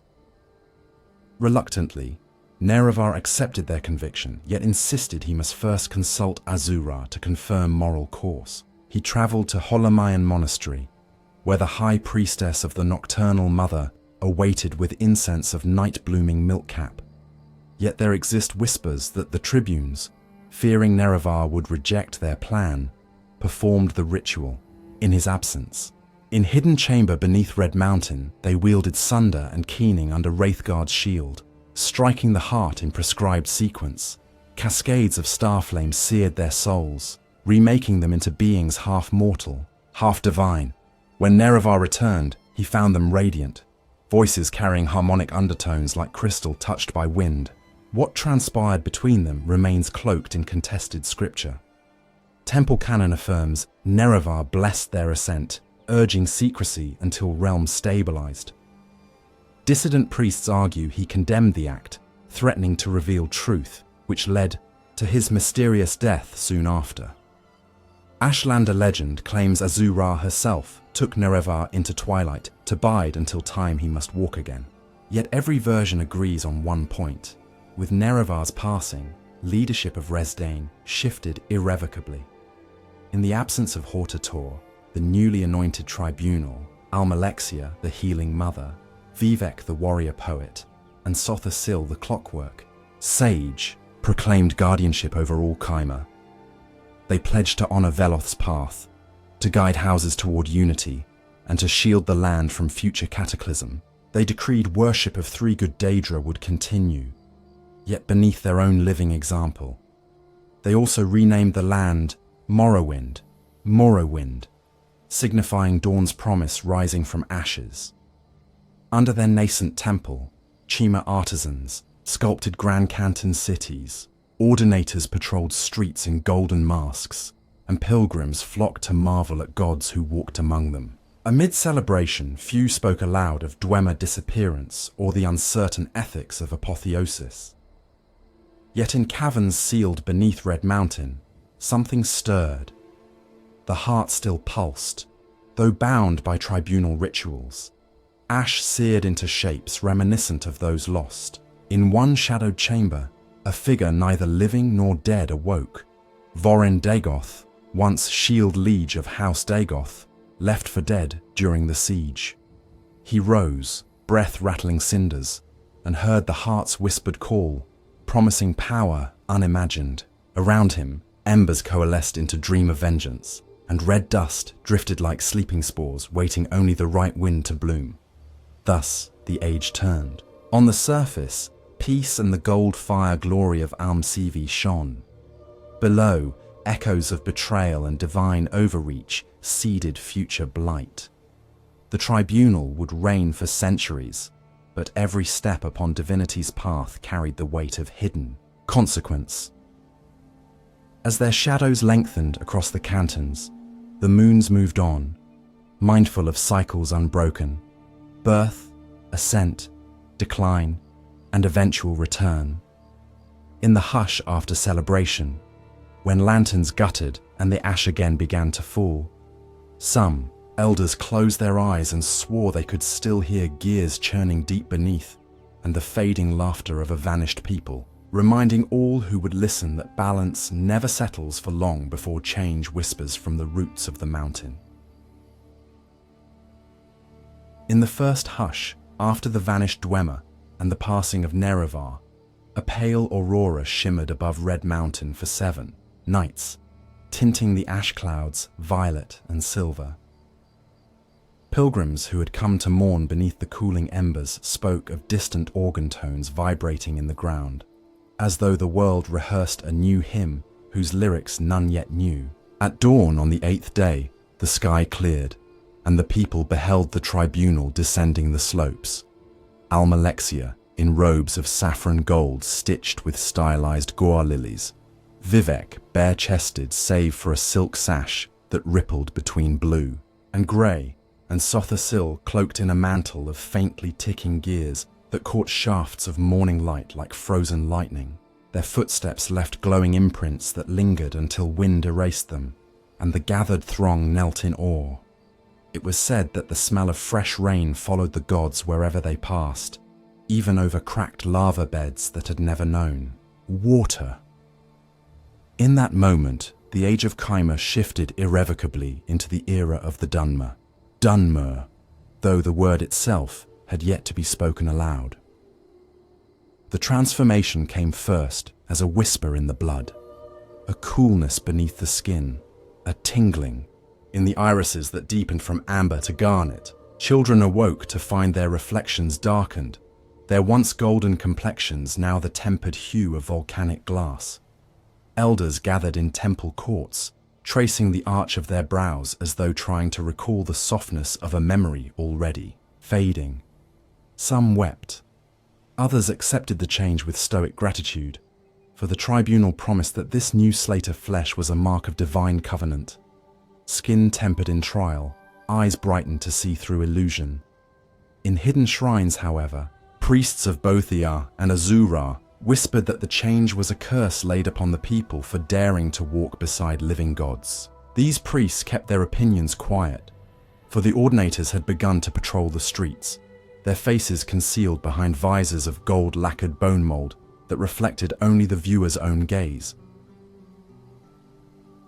Within the walls of Mournhold, Almalexia oversaw a grand synod to restructure civic life around the temple. She spoke softly, yet every syllable carried across the marble transepts of the high fane, ringing as clearly to the farmers in the gallery's rear as to the scholars arrayed by her sandals. She decreed that the great houses would remain sovereign in their internal affairs, but must heed temple guidance on matters of moral doctrine. In practice, this meant that Indoril magistrates drafted codes of public conduct grounded in ancestor reverence and devotion to Almsivi, while Redaran commanders swore oaths aligning martial honor with temple virtues. Hlalu treasurers negotiated tax structures to fund pilgrimage hostels and canal maintenance. Telvanni magisters, wary of any leash, secured special dispensation. So long as their thaumaturgy did not infringe upon temple sanctity, they might continue private experiments in their mushroom spires. Dress plantation barons, whose salt rice fields sprawled across the southern marshes, pledged agricultural tithes, measured not in coin but in grain, and cured quama flesh to supply the temple's granaries. Indoril, by virtue of ancestral stewardship over sacred lore, provided the lion's share of ordinators. These were divided into 4 dedicated orders. The Order of War manned border forts and escorted pilgrim caravans across the ashlands. They trained with long chitin glaives balanced to slice through both cloth and brass plate. The Order of Doctrine and Ordination guarded temples, ensuring sermons remained canonical and that relics remained untainted by unsanctioned Daedric rites. The Order of the Inquisition patrolled whispers, ferreting out heresy or merely the suspicion of heresy, their bone mold armor painted dark indigo to vanish into night streets. Last came the Order of the Watch, tasked with quiet vigilance over the tribunal themselves, unseen bodyguards who blended into crowds, their faces painted the exact grey of common Dunmer skin, their eyes hidden behind ash-tinted lenses. Together, these orders forged a collective presence that shaped daily life.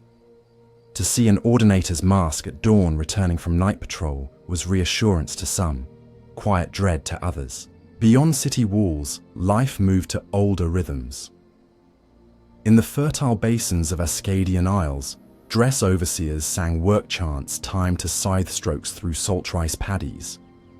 Their labourers, many indentured by ancestral debt, bent under the sun while netches drifted overhead, their translucent gas sacks casting soft shadows that wavered like water. Along winding roads, Hlalu traders guided pack-gar loaded with bundles of silk, marshmallow pulp sealed in wax pots, and ceramic amphorae of sujama. They greeted every watchman with a smile, every roadside shrine with a coin, every spy with deliberate transparency, profit thriving best in plain sight. In Aldrun, Redoran rifle, meaning true spear but shaped closer to a lance, clacked against training dummies as shield captains drilled formations around the hollowed-out husk of an ancient emperor crab. The shell's cavernous interior served as their council hall, its ridged carapace echoing every oath tenfold, so that even the most careless novice heard their own words rebound upon them with grave weight. Under Vivek's guidance, construction began on the canton city that would bear the warrior poet's name. Engineers dredged the muddy delta where the inner sea met the Odai, driving jade-green pilings of petrified willow rooted deep into bedrock. Stonezingers from distant Ashlander, clans chanted to coax volcanic tuff into perfect right angles. Dwemer designs, salvaged before the strongholds fell silent, inspired cantilevered walkways and buoyant ballast systems that kept each tier stable upon brackish currents. While carpenters set crossbeams, Vivek travelled among them reciting new verses, 40 interconnected stanzas describing how mortals might carve trust from fear the way sculptors reveal spirit in stone. Workers learned the cadence by heart. Children repeated lines, turning labour into liturgy. When the first 2 cantons rose, Foreign Quarter and St. Delen, pilgrims arrived by skiff, laying flowers carved of folded ash paper at the base of the central monument, a thin needle of fired clay pointing at the sky, its tip catching dawn's first light and refracting it into a halo of warm gold. Inside the novel city, social strata found fresh expression. The Foreign Quarter housed imperial emissaries, Khajiiti spice merchants, and Argonian barge captains, though each needed temple permits renewed yearly and lose scroll, lose lodging. St. Delen Quarter brimmed with craft guilds, glassblowers shaping luminescent beads, alchemists crystallizing scrib jelly for export, weavers knotting gar leather into supple armor harness. Resident monks ensured each guild devoted a portion of proceeds to communal kitchens that served broth thickened with marsh yam, spiced mildly so even Breton bellies could bear it. Meanwhile, Ordinators circulated on narrow bridges, masks unreadable. If they overheard an outlander naming Vivek merely king rather than god, the reprimand came as a gentle reminder, delivered with a polite inclination of the head, but undergirded by the silent weight of law. Telvanni district remained an archipelago of autonomy. While technically part of Vivek city, its towers sprouted outside municipal borders like mushrooms escaping neat garden rows. Each spire belonged to a wizard lord whose internal hallways twisted in spatial paradoxes. A visitor might ascend 4 flights only to arrive 2 floors below their starting point, guided by living root stairs that rearranged themselves to test curiosity. A Telvanni mouth, junior retainer, waited at each tower gate, their speech full of labyrinthine courtesy, offering passage only to those who surrendered illusions of linear time. Should an ordinator attempt entrance on temple authority alone, the roots would thicken into walls of bone-hard mycelium. A detente emerged. Telvanni masters offered arcane services, weather taming for agriculture, black cave illumination, spells to the city, and the temple refrained from prying into experiments that occasionally erupted in violet auroras visible for leagues. Beyond settled coasts, the Ashlands remained domain of tribes whose resentment toward temple orthodoxy smoldered like ember beneath volcanic crust. They remembered Veloth's covenant, unmediated by living gods who once had been chimere like themselves. Yet they could not ignore the tangible boons the tribunal delivered. Ramparts of bone mold fortifying frontier settlements against ghouls, canals redirecting floodwater, schools where scribes taught ash children to read both Daedric sigils and Chimera script. The tribes negotiated uneasy peace, becoming guides to pilgrim routes. They taught temple tourists how to read dust devils for hints of blight pockets, and where to dig in cooled lava tubes for glasswort herb that eased cough caused by volcanic fumes. In return, they asked passage rights and the freedom to hold Daedric, moots without ordinator interruption. Occasionally, an overzealous inquisitor attempted to dismantle a tribal shrine. Invariably, the offending party vanished into dust storms, leaving only an ivory mask dangling from a withered sultry stalk. The temple codified worship into an elegant cycle of seasonal observances. In Morning Star, faithful bathed in pools, laced with powdered quamashell, to remind them of humility within hardness. Mid-year saw the festival of 3 virtues, each virtue embodied through public works. Almalexia's mercy manifested in physicians offering free care, Vivek's mastery displayed in tournaments of poetic recitation, Sotha Sil's mystery, honoured by silent vigils beneath starlit domes where gears turned without visible operator. Hearthfire concluded with the pilgrimage of ash, guiding devotees across a circuit of shrines recalling key moments of Veloth's journey. Each shrine demanded a symbolic act. At the Shrine of Daring, one walked barefoot across smouldering soot. At the Shrine of Compassion, pilgrims poured water on ash to form clay, then moulded simple cups for strangers. Completion granted a pilgrim stone, small cube of fused ash and resin, believed to retain a faint warmth to guide its bearer through moral chill of despair. Yet beneath these rites persisted older votives to Bodhi-Ar, Mephala, and Azura. Temple doctrine labelled them anticipations, precursors of the tribunal's aspects, thereby subsuming their worship into safer channels. Still, clandestine covens maintained independent altars, silk-veiled grottos lit by hearths of blue flame, where initiates murmured Mephala's 8-twined mantras, cliffside ruins where warriors sought Bodhi-Ar's torch test, dueling until sparks flew upward like newborn stars. Azura's followers met silently at moonrise, believing words profaned prophecy. These gatherings remained mostly tolerated, so long as they did not challenge temple preeminence. But whisper of heresy lingered ever at the periphery, and the Inquisition sharpened its quills. recording conversations overheard in bazaar stalls or scribbled upon tavern slate boards. Economically, the era prospered. The disappearance of the Dunmer left vast caches of unclaimed machinery. Hlalu entrepreneurs acquired salvage rights, hiring Argonian-freed labour to unpackant animunculi torsos and melt brass ingots into trade bars stamped with the house's star and diamond emblem. These resources spurred irrigation projects. Water screws powered by repurposed cog arrays lifted inner sea brine into evaporation pans, generating mineral salts prized by Breton alchemists. Dress plantations expanded salt rice exports westward, paying Telvanni mages to summon rain clouds when drought threatened. Redaran caravans guarded such convoys against bandits, often small detachments of out-of-work ordinators dismissed for mild infractions, now seeking coin at blade point. Thus a quiet cycle arose. Temple demanded tithe to fund ordinators. Some guards fell to dishonor. House merchants paid Redaran to protect shipments. Tithes increased again to bolster guard numbers, and still the markets thrummed. Culture blossomed within this ferment. Vivek commissioned guilds of sculptors to carve lithic epics along cantonal promenades.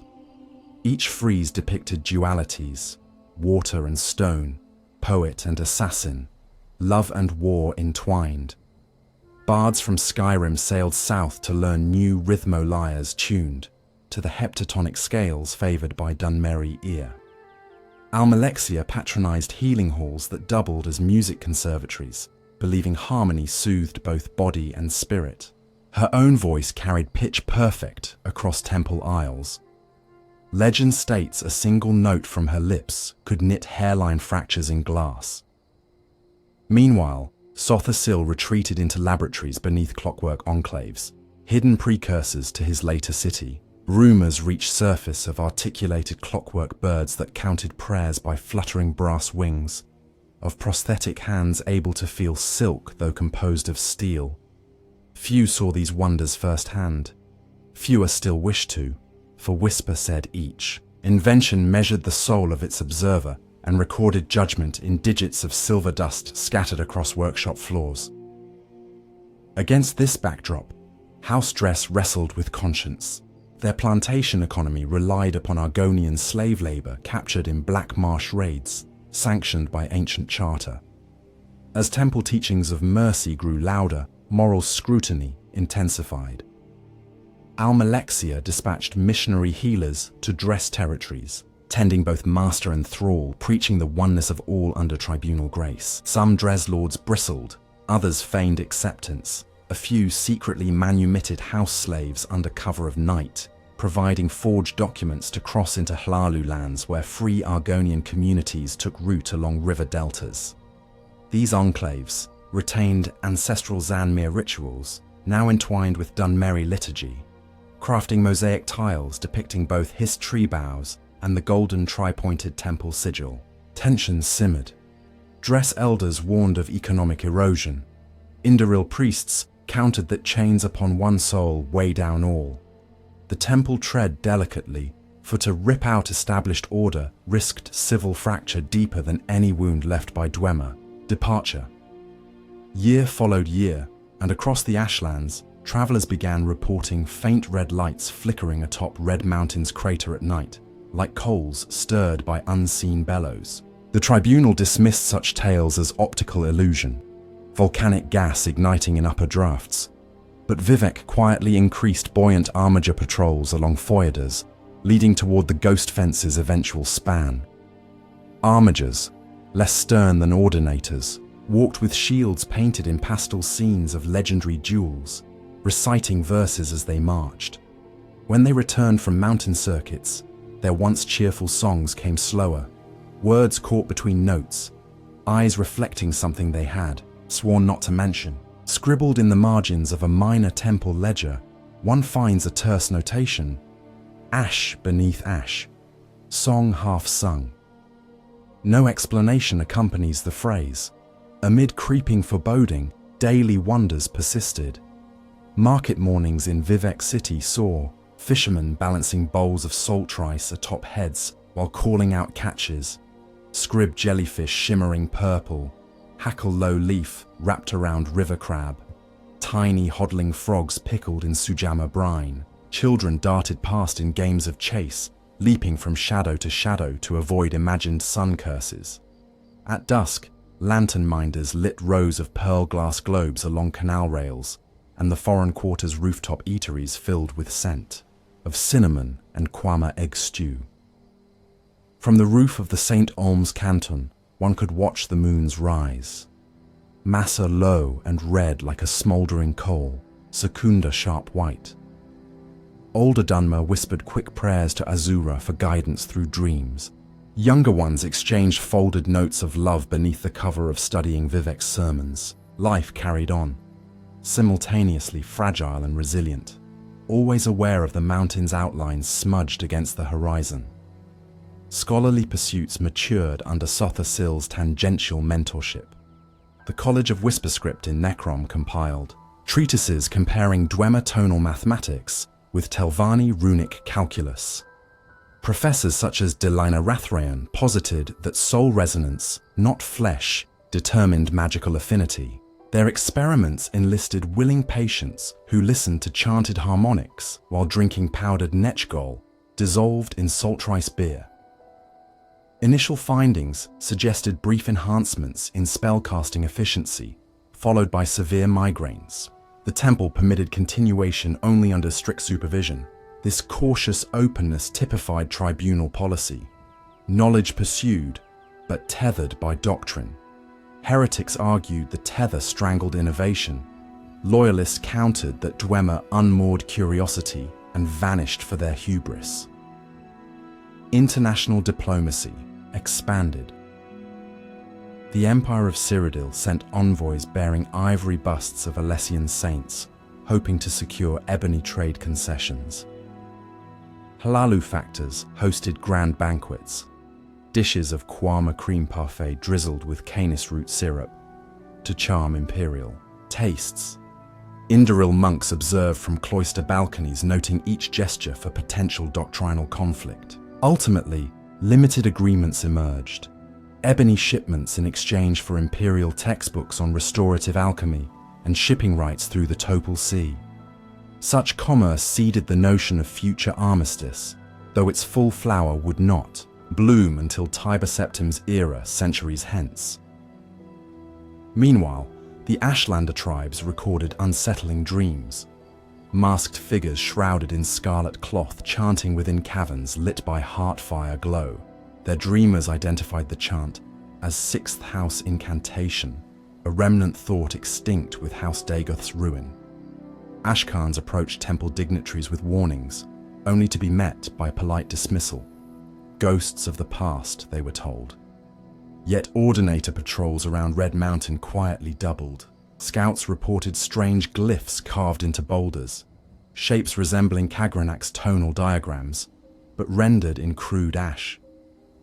Animals near such markings suffered wasting illness, chitin plates splitting open to reveal fibrous crystals.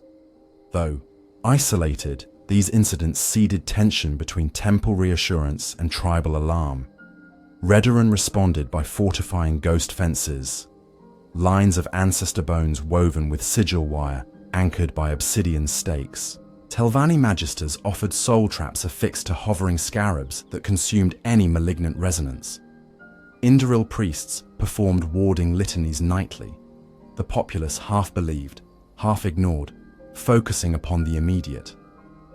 A daughter's wedding, a merchant's ledger, the price of scrib jelly during monsoon. Yet beneath every conversation lurked memory of Dwemer vanishing, proof that entire peoples, technologies, histories could dissolve like mist if cosmic forces tipped just. So, it was in such a climate that the temple formalized the doctrine of the anticipations. Statues of Bo-Thea, Mephala, and Azu-Ra were placed in peripheral chapels, never central, never neglected. Worship was permitted, provided. Devotees acknowledged these Daedra as foreshadows of tribunal virtues. Bo-Thea as Almalexia's valiance, Mephala as Vivek's studied complexity, Azu-Ra as Sotha Sil's elusive insight.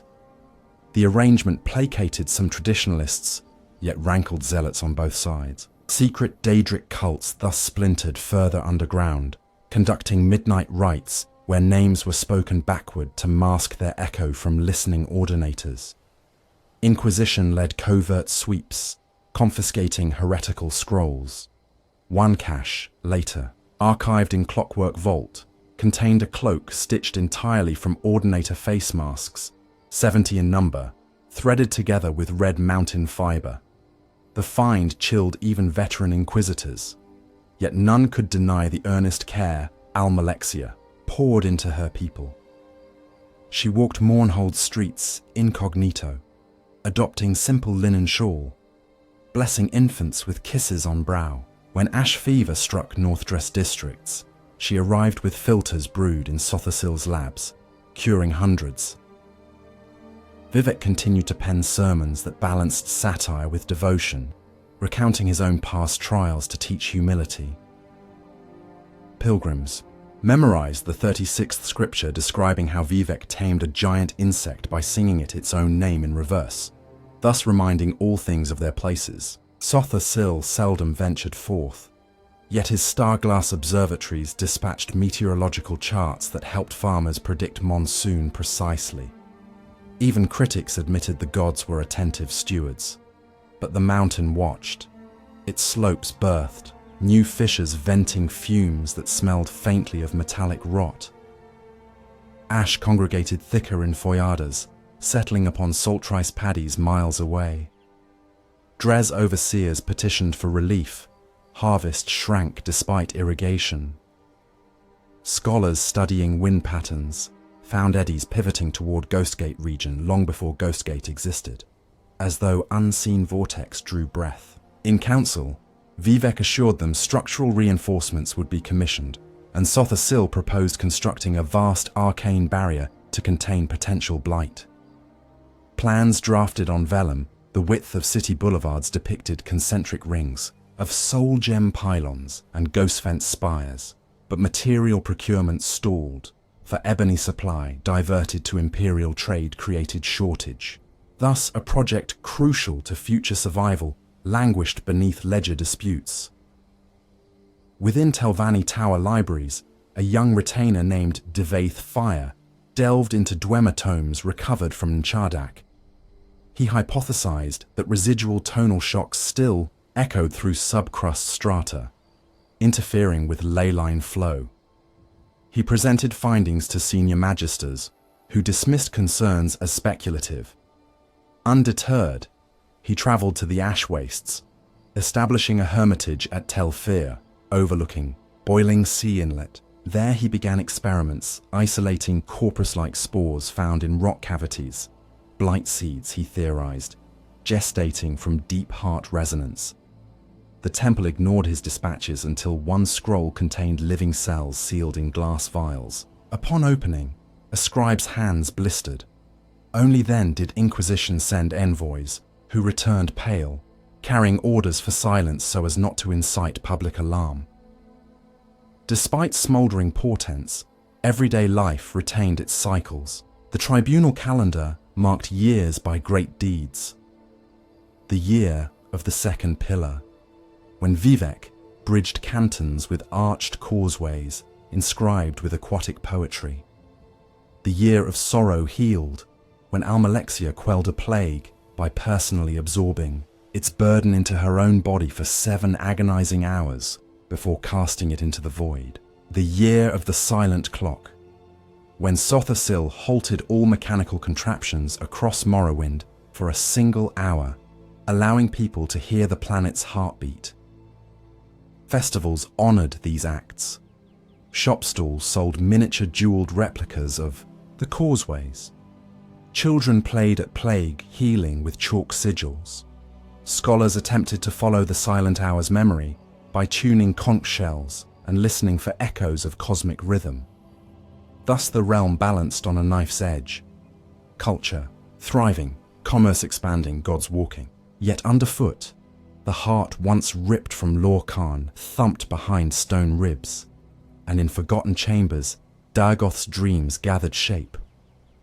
Azura watched from the moon shadow, her quiet sorrow braided with knowing, as if reminding the Dunmer that journeys never truly end.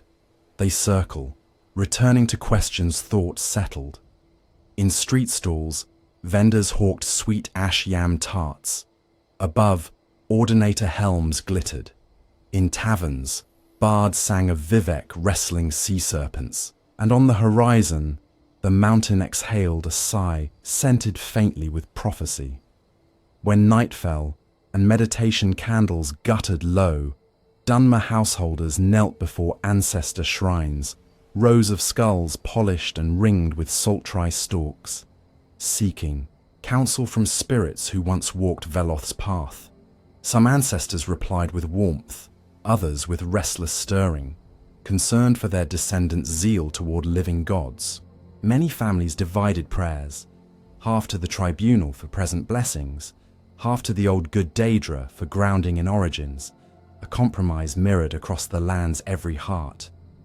And as each candle flame flickered, its smoke wound upward, meeting currents from every other household, weaving invisible latticework across Morrowind's star-studded sky.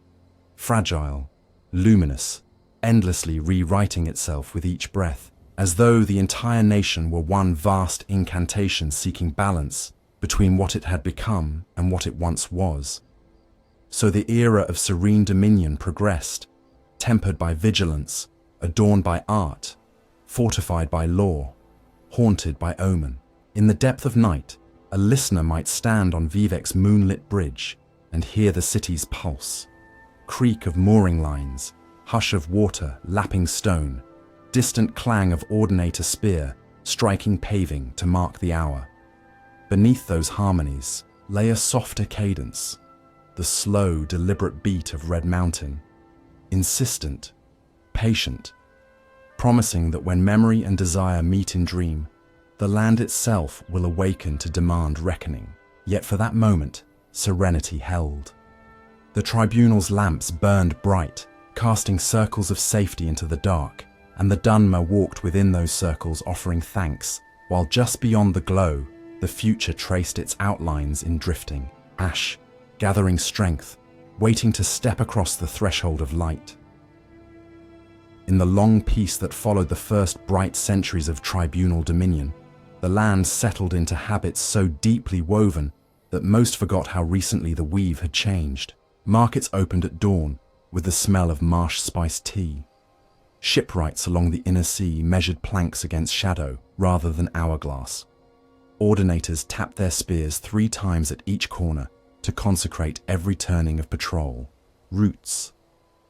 Generations were born, were instructed in the graceful precision of Dunmeri script, knelt to receive temple blessing, married beneath archways of wind-bleached chitin, and died with ancestor skulls polished and arrayed in family shrines. By all outward measure the realm flourished.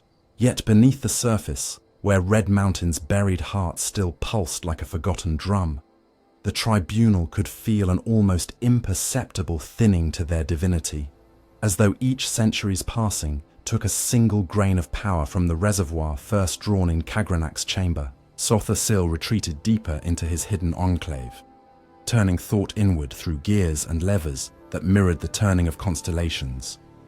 Almalexia redoubled her presence among the sick and the poor, her luminous compassion now tinged with a quieter urgency. Vivek, who had once balanced warrior's vigor with poet's grace, lingered longer in meditation behind the curtains of silver dawn, speaking less often in public, composing verses that trailed into silence where earlier, works resolved in triumphant cadence. The people noticed, though few dared to say so. Instead, they measured the changing winds, and travelers began to bring news of a rising power on the western horizon, one that called itself the Third Empire of Tiber Septim. Imperial legions, hardened in the conquest of High Rock and Hammerfell, crossed Skyrim's snowbound passes, with banners of red and black whipping in the gale. Scouts reported columns of soldiers in plate that caught the sun like glass, backed by engines of war unknown even to the cleverest Telvanni artisan. At first, such tales seemed half legend. Morrowind had watched invaders falter in its ash storms before, But these soldiers marched with a discipline untouched by climate. They built timber stockades overnight, hauled wheeled trebuchets into valleys no horse could easily cross, and where they met resistance they answered with patience and overwhelming force. Salted letters from border garrisons in blacklight told of parley under white banners that ended in sudden, decisive action when terms were refused. The Redaran lords on those frontiers read the reports and quietly tightened shield wall drills. Redaran honor demanded resistance against any foreign incursion. At the fortress of Ald Karak, pronounced Ahld Kahrak, companies of spears massed behind parapets of basalt and bone mold, while chaplains intoned creeds older than the tribunal, invoking Veloth's promise of self-won destiny.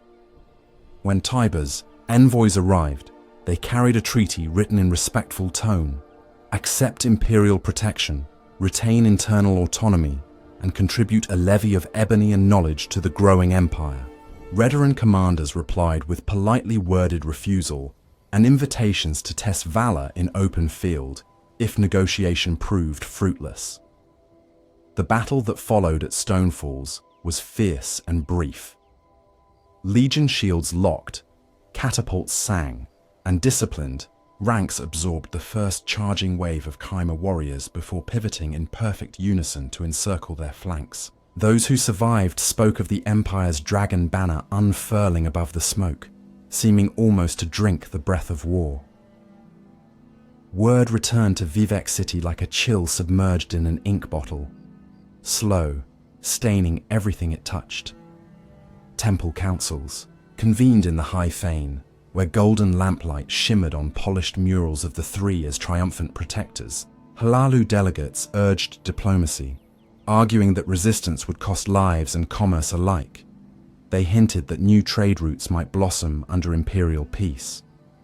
Redaran and Indoril speakers argued for steadfast defense, citing ancient covenant to preserve Veloth's legacy.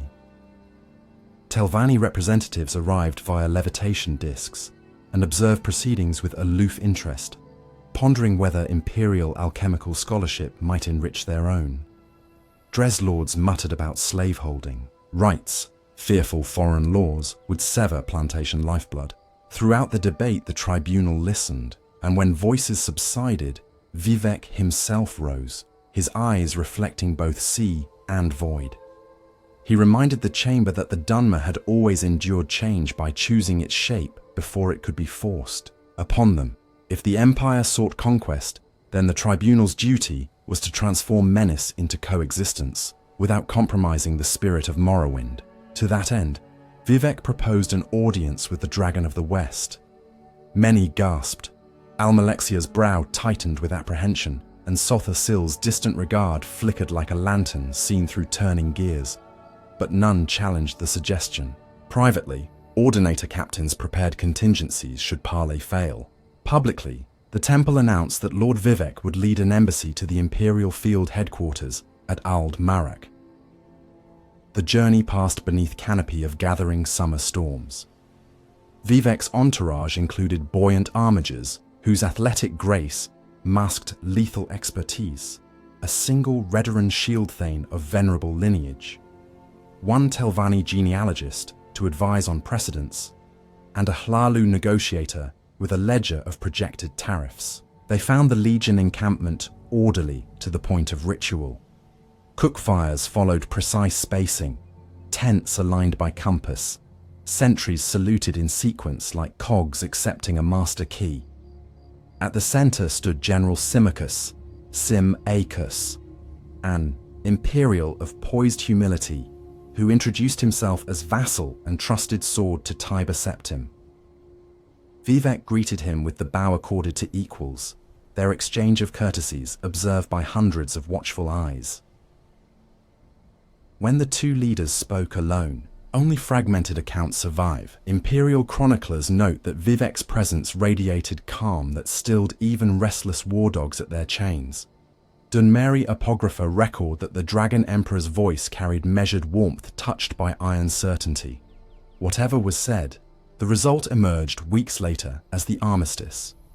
a document so carefully balanced that scribes labored days to copy its rhythm exactly, for every clause answered potential grievance before it could seed conflict.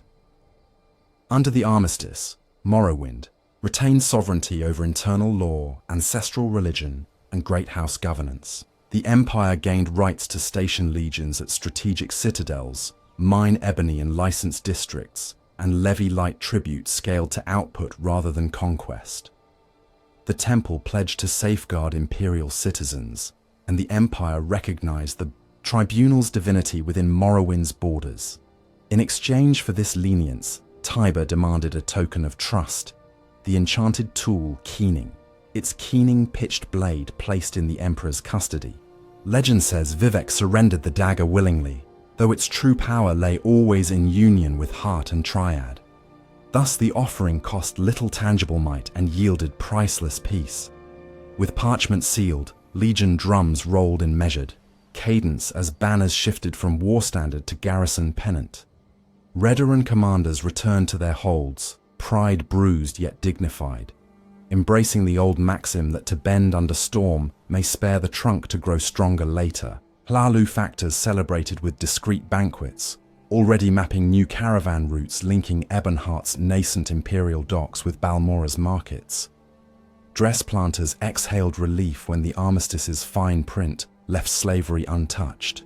A mission rumored to be Vivec's concession to maintain internal equilibrium. Telvanni wizards returned to their towers with crates of imperial tomes on Dwemer metallurgy, anticipating decades of profitable tinkering. On parchment, everything seemed elegantly settled. Reality proved layered. Imperial forts, Moonmoth near Balmora, Buckmoth beneath Red Mountain's shadow, Pelagiad's palisade, rose swiftly, their stone drawn from quarries that once fed only local masons. Legionnaires hired Dunmer labor under guild contracts. Coins minted with Septim's likeness began ringing in tavern tills. Foreign priests of the 8 divines unfurled banners depicting Zenithar and Stendar, establishing chapels within the foreign quarter of Vivec city. They preached doctrines of linear time and universal empire, offering healing spells to any who kneeled. Some Dunmer found novelty soothing, others considered it sacrilege.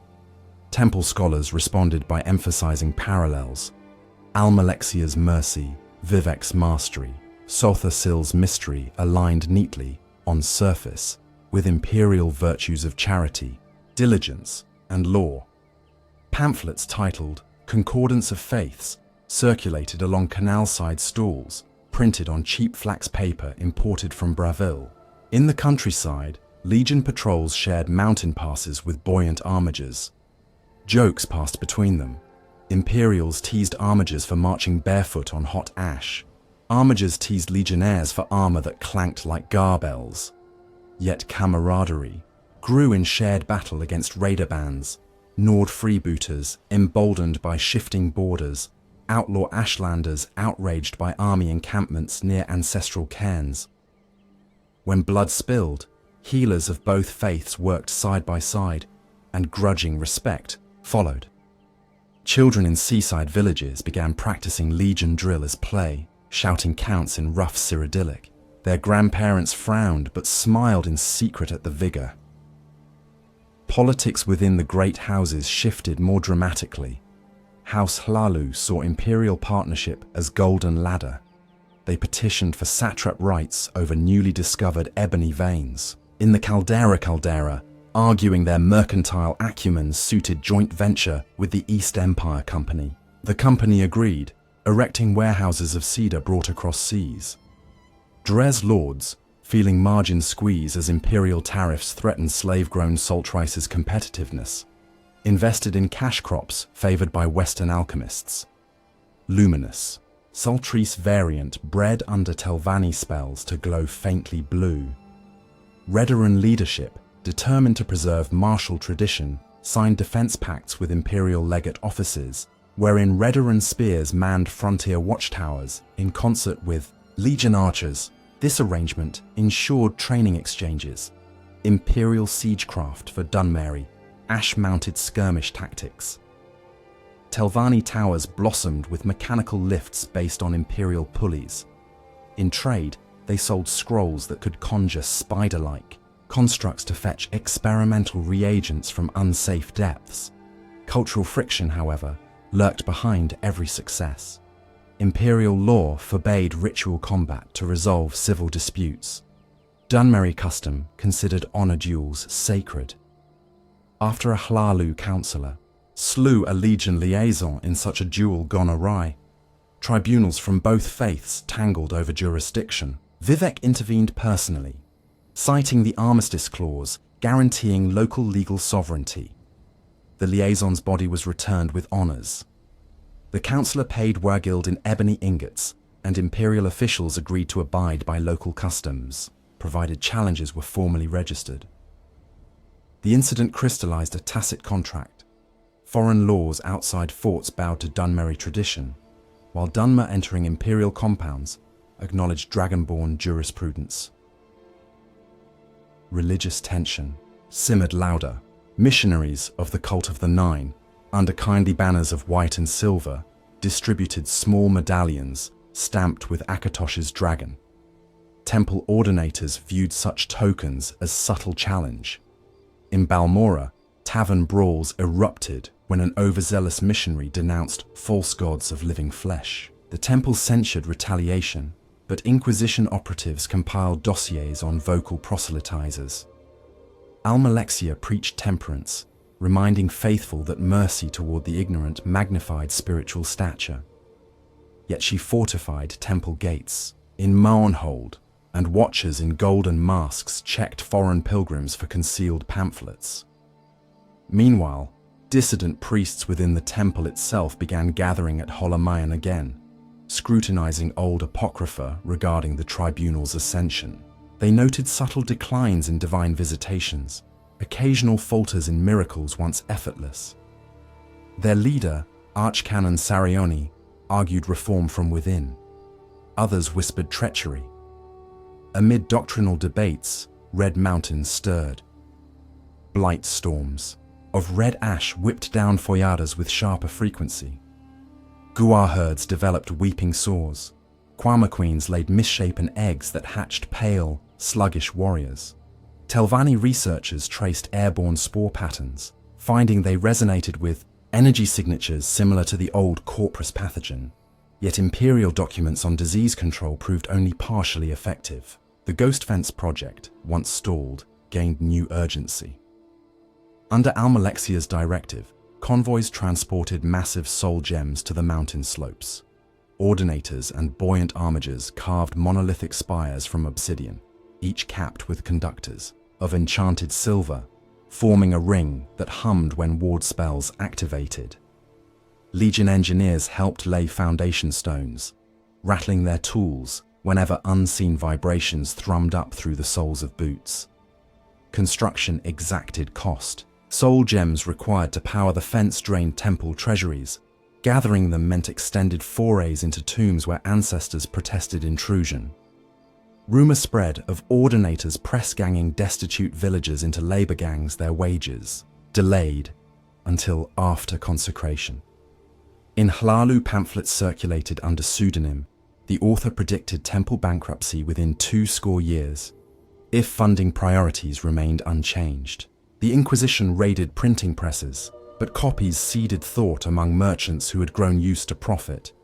Within this climate, Dunmer identity fragmented along generational lines. Elders cherished sermons of Vivek and myths of Veloth. Youths courted imperial fashion, collared tunics of silk, fluted sabers imported from Leowin. Some joined the Imperial Legion itself, earning septims regular and learning battlefield medicine. They sent coin home, funding renovations of clan. Cemeteries. Parents voiced both pride and concern. Loyalty to Emperor might dilute loyalty to ancestors, yet coin gilded ancestor shrines anew. In border taverns, old soldier songs blended with new ballads praising dragon-guided dawn, sung in harmonies unfamiliar but hauntingly beautiful. Dress scholars felt tremor in plantation order. Argonian slaves told stories carried across swamps of black marsh, prophecy of a netch-herd moon that would shatter chains. The imperial presence exacerbated unrest. Legion officers, uncomfortable with visible slavery, yet bound by armistice to tolerate, quietly encouraged establishment of release networks. Argonian spies calling themselves the Twin Lamps guided runaways north under cover of cargo crates. Dress overseers retaliated by doubling marsh patrols, employing Telvanni levitators to spot movement. Clashes grew violent. Tribunal remained officially neutral, for to outlaw slavery risked civil war. Yet Almalexia funded free clinic shrines, along escape routes, offering sanctuary to any who crossed threshold. Her mercy thus threaded between decree and defiance. Meanwhile, Sothosil's isolation deepened. Rumors circulated that he no longer inhabited flesh, but a body of flickering glass and brass, his spirit distributed across countless factotum constructs. Visitors to his hidden domain described walking corridors where every gear turned to the rhythm of his thought. One imperial scholar, granted rare audience, returned speechless, later composing a treatise claiming the sage had mapped a schematic of fate itself. Telvanni circles devoured the text, debating whether destiny could indeed be reshaped by engineering. The temple quietly censored the treatise, claiming doctrinal inaccuracy. As decades stretched, Emperor Tiber Septim passed to become a legend, succeeded by rulers of varying vigor. Imperial governance within Morrowind ossified into bureaucracy. Fort commanders rotated according to schedule, some competent, others corrupt. A garrison at Fort Frostmoth on Solstheim sold ebony contraband to Skyrim smugglers. Temple auditors discovered discrepancy only after trade routes shifted away.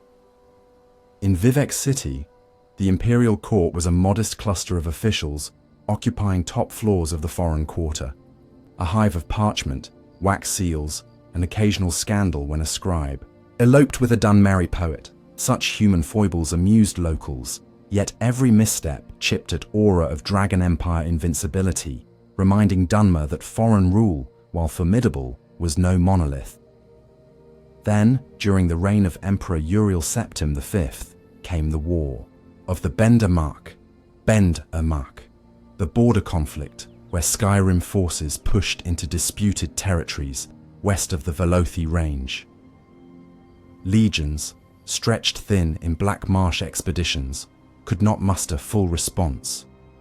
Redoran mustered instead. Ash-coated phalanxes marched north, shields painted with stylized mudcrabs symbolizing stubborn persistence. They fought atop snowy ridges, their breath steaming against the white, while their ebony spears flashed dusk black. Songs sung later in Alderaan recounted how Dunmer warriors, though outnumbered, used ash yams fermented into incendiary paste to ignite barricades, forcing Nord's shield walls to break formation. The treaty that followed returned borders to status quo, but Redoran prestige soared. Imperial generals took note, quietly recommending increased local recruitment rather than risk further embarrassment. House Hlalu, sensing shift, positioned itself as mediator between imperial coin and Dunmeri pride. Councillor Drambero secured charter for the port of Ebonheart to act as free trade zone. Warehouses rose, decorated with dragon crest and temple, triglyph in equal measure. Ebony flowed west. In return came glassware from Somerset, illustrated manuscripts from High Rock, and sugar-cured moonmoth wings prized by Telvanni alchemists. Hlalu coffers ballooned. With wealth came influence. Seats in the Grand Council, once held by Indoril priests, quietly transferred to Hlalu cousins through arranged marriages and discreet endowments. Indoril, long guardians of temple purity, found their voice receding. Some withdrew into cloisters, others embraced asceticism bordering on fanatic zeal. Inquisition gained recruits among this latter group, their fervour sharpened by fear of cultural dilution. Simultaneously, imperial spy network known as the Blades embedded deeper. They recruited dissident priests frustrated by what they perceived as temple stagnation, Secret safehouses near Nissis stored copies of the so-called heresy dossiers, documents questioning tribunal origin. One dossier claimed Dagoth still lived within Red Mountain, biding under ghost fences' glow. Legion commanders dismissed rumor, yet Blade's archivists continued collecting dream reports from Ashland villagers, visions of golden masks, of heartbeats, under stone louder than thunder. These dreams coincided with measurable phenomena. Ghost fence pylons needed constant recharging. Soul gems burned out at rates Sotha Sil's calculus had not predicted. Corporous disease cases, once confined to remote grottos, appeared in grazing camps only days' ride from Vivec City. Devaith Fear, now centuries old, delivered warning scrolls to temple and imperial court alike. Underlying cause remained the heart's unrestricted pulse. Ghostfence was merely tourniquet, not cure. Most officials filed his missives under eccentric rantings, but a few, notably Caius Cosades, a gravel-voiced Blade spymaster posted in Balmorra, kept the letters close. Amid escalating subtle fear, Almalexia hosted the Jubilee of Recounted Joy, marking 500 years since the armistice. Lanterns of paper thin as dragonfly wing floated above Mournhold's plazas, each inscribed with verse inviting unity. Imperial dignitaries attended, marveling at dances where performers balanced ember bowls on outstretched swords, flame illuminating, indigo skin in flickering halos. Vivec delivered an oration describing peace as a blade that must be sharpened by shared memory, lest it dull into indifference. Listeners applauded, yet some noted his voice hollowed at edges, as though echoing from distance. Later that night, in the Hall of Ministry, Vivec met alone with Serene Relas, one of the dissident clergy. Their conversation remains sealed within temple vaults, but rumor claims he asked candidly whether people still truly believed or merely performed belief. Serene reportedly wept, saying faith persisted, but certainty had grown complicated. Vivec left her with a gentle hand on shoulder before vanishing into dawn. Outside formal celebrations, unrest quickened. Slaves revolted at Arvel Plantation, seizing grain silos and demanding passage to imperial protection. Legion officers, uncertain how far to interfere, negotiated temporary ransom that allowed rebels to flee north, escorted by Twin Lamps guides. Dress Council petitioned Grand Council for restitution. Hlalu blocked vote, citing lack of fiscal clarity. Indoril invoked ancestral law mandating execution of escaped slaves, but Redoran abstained, wary of provoking imperial censure. In corridors of Vivec's palace, Ordinator Inquisitors debated issuing edicts of martial law, yet hesitated, mindful of past overreach that had sparked riots in Tyr decades earlier. The tribunal's united voice was needed, but Sotha Sil remained silent in his clockwork sanctum. Almalexia busied with plague wards, and Vivec's pronouncements grew increasingly cryptic, laced with references to unhinged obligation and twin wombs of promise and ash. These fissures widened when the western fortress of Buckmuth reported an entire night watch transfixed by shared nightmare. A cavern, the sound of a heart, and a masked figure beckoning. On waking, each soldier found dried blood at nostril, and a tiny ash mote lodged beneath eyelid. Temple healers dismissed them to rest. Within a month, half the garrison fell ill with fever and visions. The Blight, once caricature of distant threat, now walked in armoured boots, stamped with imperial sigils. General Darius requested reinforcement. Redoran sent 2 cohorts. The imperial court in Vivec insisted the incident remain classified so as not to disrupt trade. Meanwhile, scholarly excavations of Dwemer ruins resumed under joint imperial Telvanni charter. At the edge of Odrosal, researchers uncovered incomplete schematics of Kagranak's instruments. Among the scrolls, a brittle map indicated auxiliary failsafes installed deep beneath Ashfall Moor. When word reached Sotha Sil, he dispatched mechanical proxies to retrieve the documents. Witnesses swore these constructs walked on 4 legs, like elegant hounds, their bronze eyes flickering rune cipher. The scrolls never reached public archive. Rumor holds they revealed potential method to sever Heart's link entirely, but at cost, Temple could not bear. Within days, Sotha withdrew further, sealing clockwork gates. Some suspected he ran calculations and foresaw cataclysm no intervention could avert. While gods pondered equations of doom, ordinary Dunmer tilled paddies, haggled over gorehide, repaired netch leather roofs against sudden ashfall. Imperial music, lutes in major chords, mingled with ancestral dirges at evening hearths.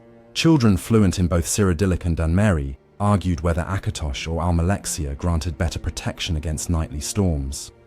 On festival eves they lit paper lanterns in shapes of netch, hackle-low leaf or stylized dragon, floating offerings to whichever power cared to bless them. Elders muttered that such syncretism would slip into forgetfulness, yet could not deny the resilience of youth bridging gulf of worlds. By the close of Third Era's 1st century, great house alignments had realigned again. Hlalu dominated the council, leveraging imperial favor. Redoran stood respected but economically overshadowed. Dress clung to tradition, but increasing raids by Argonian free companies armed with legion surplus bled them yearly. Telvanni remained willful islands of eccentric genius.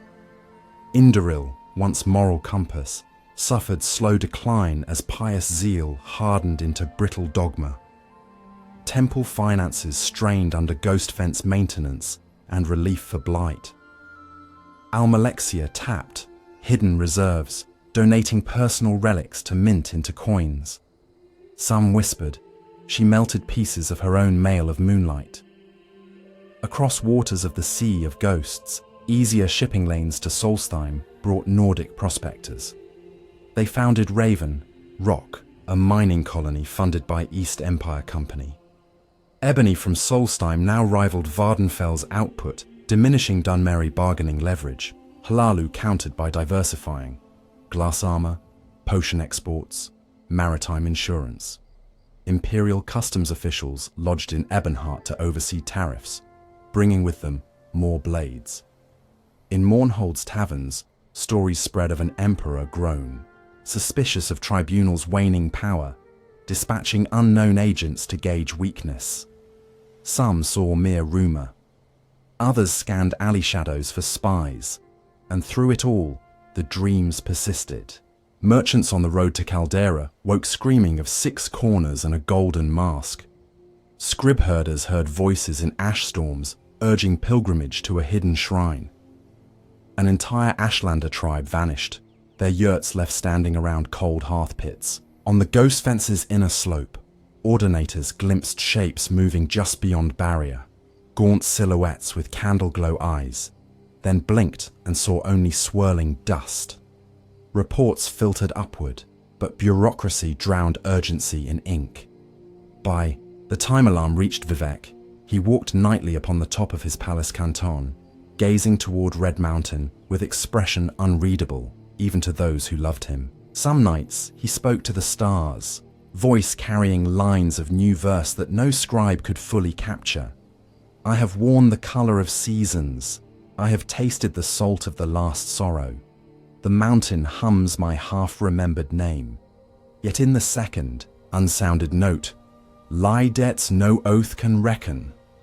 Listeners felt chill, not of cold, but of inexorable sight approaching. On a midsummer dawn, as clerks tallied temple tithes and imperial commanders drafted next season's patrol schedule, a ripple shivered through the ghost fence. Observers stationed in glass-sheathed towers reported amber sparks dancing along force lines, coalescing at cardinal pylons before winking out. Later examination revealed soul gems cracked, their contained essences drained without trace. Sotha. Syl did not answer summons. Almalexia ordered immediate replacements, but supply exhausted weeks earlier. Redoran volunteers offered their own souls if need be. Priests declined, uncertain whether sacrifice would help. The fence held, but hairline fissures sizzled like cold iron plunged into water. In Balmora, Caius Cosades penned urgent missive to Emperor Uriel Septim VII, requesting dispatch of a special operative, someone of uncertain birthright but certain destiny. Thus the stage set for a return, long prophesied, though scarcely believed, the awakening of Dagoth and the search for the Nerevarine who might confront him. Yet those tales belong to the approaching hour. For now, Morrowind stood poised between past and future, bound by treaties inked in gratitude and compromise, defended by gods whose steps grew heavy, guided by councils where ambition contended with ancestral memory. Every ash grain drifting from Red Mountain carried subtle charge of waiting, settling upon rooftops, altar cloth, and soldier epaulette alike. When breeze stirred, the grains danced, tiny sparks under sun, reminding all who glanced upward that motion defines existence, and peace, like ash, never rests long upon a single place before the wind of change lifts it again.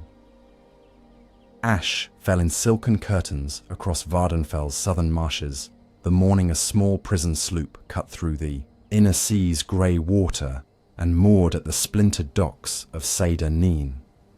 No herald announced its arrival, and few paid heed. The village felt the slow suffocation of a humid dawn, fish gutters thick with flies, gar carts creaking under bundles of marsh reed.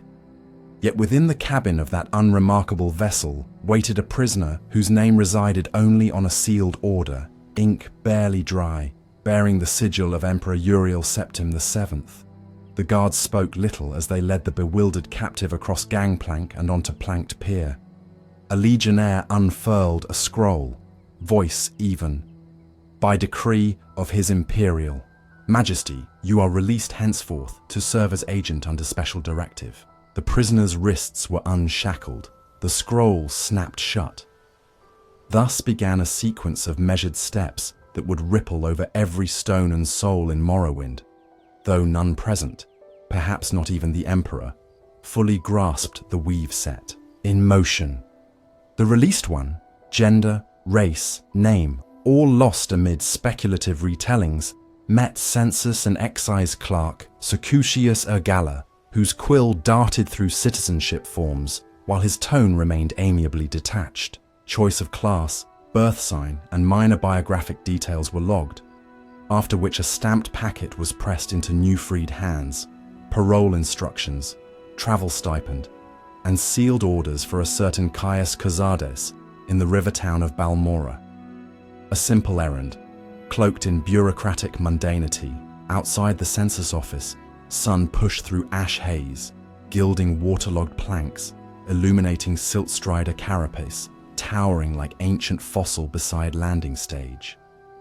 Though the freed traveller paused to marvel, time nudged onward, whispering, that destiny rarely lingers. Seder Neen's mud lanes carried hints of unease. An Altmer named Fargoth skulked between shacks, guarding a hollow tree trunk hiding stolen ring. An Imperial taxman lay dead in coastal shallows, murdered by smugglers trafficking Dwemer artifacts. Corpses, gossip, bribes, small fractures in village veneer. Yet to a discerning eye, they mirrored a wider pattern. Law strained thin over greed and fear, just as ghost fence stones strained against corruption under the mountain.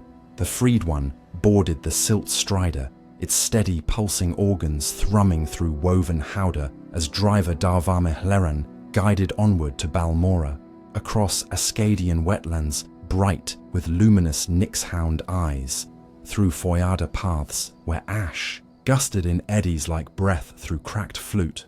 Balmora bustled, terraced adobe cantons straddling River Odai, banners of House Hlalu flapping in valley wind, markets filled with Kwama egg baskets and Ashyam pyramids. Yet above the fragrance of salt rice stew drifted subtle tension. Merchants spoke of dreamers wandering streets at dusk, muttering hymns to lost gods. Guards grimaced at mention of sixth house markings painted beneath bridges. Atop sloping stair, In a chipped plaster hut reeking of skooma and burnt marshmallow, Caius Cosades received the Emperor's courier. His pale eyes, once sharp, now filmed by withdrawal, read the order with a tremor of renewed purpose. "You'll be in my service," he said, voice rough as dry garhide. "Blade's business. But first, earn trust, get local." He directed, the agent to guild halls. Fighters for brawn, mages for esoteric rumor, thieves for undercurrent. "Listen to the land," he advised, "and mind the dreams. They carry deeper truths here." So unfolded weeks of errand and initiation. The agent fetched Flynn for a Nord noble, secured mushrooms for an alchemist, quieted cultists worshipping at Ilunaby Grotto. Each mission revealed slivers, ash storms more acidic than seasons past, corporous beasts stumbling through foyadas, flesh swollen into bulbous cysts, legion garrisons stretched to fracturing point.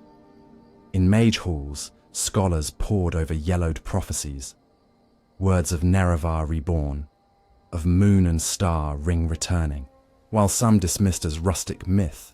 Dissident priests tucked in Holomayan's caverns spoke with hushed conviction that the reincarnation approached. Cosades, piecing imperial intelligence with these murmurs, tested the agent's resolve. Travel.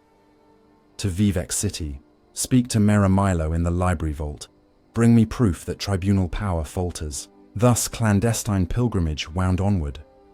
Vivek's cantons towered, reflected in wandering shallows like floating citadels of adobe and gold. Spire of Ministry of Truth hovered overhead, a shattered moon chunk frozen by Vivek's will, its undersides lit crimson each sunset. Ordinators patrolled bridges in gold masks, suggestive of stern mercy. Beneath their watchful eyes, the agent navigated hallways of Ministry Library until Mehra Milo, slender scholar cloaked in scribe's robe, slipped a note between folio leaves. "Meet at dusk." She spoke of heresy scrolls, of Almsivi's dwindling, miracles, of Azura's hand guiding Nerevar's return. She urged infiltration of Vivek's prison underworks to rescue dissident archives. The agent obeyed, unlocking cells where priests whispered litanies to a past unsutured. Together they fled across moonlit canal, slipping into gondola bound for secret monastery at Holomayan. At Holomayan, prophecies breathed in shadowed alcoves. Gilvas Barello recited the 7 visions of 7 trials. Outlander born on uncertain, day to uncertain parents, blessed by Azura, the curses of flesh and dreams, trials against sleepers and houses, moon and star ring regained, the 7 graces returning. Elders studied the agent with a weight deeper than skin, as if measuring resonance with some long-anticipated chord. They gave not answer, but mission. Consult with Ashlander tribes. Only Ursulaku and Ahamusa wise women remembered rites predating Tribunal's creed, preserving true signs of Nerevarine. Ursulaku camp lay amid rolling grey dunes, where winds cut like cold knives. Seers watched strangers approach with wary gaze. Wise woman Nibani Maisa, her hair bound by beads of chalk. Bone, listened to recited dreams, the 6th house shrines pulsing, daggers of ash piercing lungs. She cast remains of scuttle crabs upon dune, reading their sprawled legs as script of future. Verdict: the stranger might be Nerevarine, yet proof required. The incarnate's ancestral treasures, lost within caverns haunted by forgotten shrines of the dead. Thus began quest among burial sites where ancestral ghosts guarded tokens. Bonebiter bow, ancestor ring, ceremonial cuirass inscribed with oath swirls. Each relic found returned credibility. Each spectral jewel tested metal of both blade and conviction. Through it all, dream whispers grew louder. Dagoth Ur's voice like heated brass. "You cannot deny me, Lord Nerevar." Meanwhile, blight, storms worsened. Redoran patrols reported Kwama mines evacuated when workers coughed glassy phlegm, their eyes clouded crimson. ghost fence glowed fever-bright, soul gems burning to ash. Vivek summoned ordinator captains, commanding reinforcement, yet even his words felt stretched, as if uttered from afar. Almalexia sent healers bearing salves that soothed but did not cure. Sorthasil remained silent. Dissident clergy claimed the tribunal's tie to heart was severing, their power waning each day the heart-fed Dagoth instead. Among the common folk, faith fractured. Some clung to tribunal prayers, others sought succor in new altars to 9 divines, and a desperate few donned golden masks, offering their flesh to dream. The agent, bearing relics and clarity of purpose, returned to Nibani Maisa. She relayed final trial. Seek out Urshilaku High Shaman, Sul Matul, and pass initiation into tribe by surviving the Cavern of the Incarnate, a bone litter pit where previous false Nerevarines dwelt as hushed spirits. Within that cavern, under stone arch open to smoky twilight, latent energies converged. There the traveller found a statue of Azu-Ra, her stone eyes carrying improbable warmth. As dusk's final ray entered, the cavern lit. Apparitions of failed incarnates emerged, each recounting their attempt and demise. They bestowed their ancestral tokens upon newcomer, uttering assent. Azu-Ra's star acknowledged rightful champion. A ring of moon and star metal formed in hand, Nerevar's. Token, lost since first council fell. Its weight proved prophecy corporeal. Its glow answered blood. Word spread as quick as ash on wind. The Nerevarine walks. Ashlanders bowed with tears of drought. Temple officials shuddered.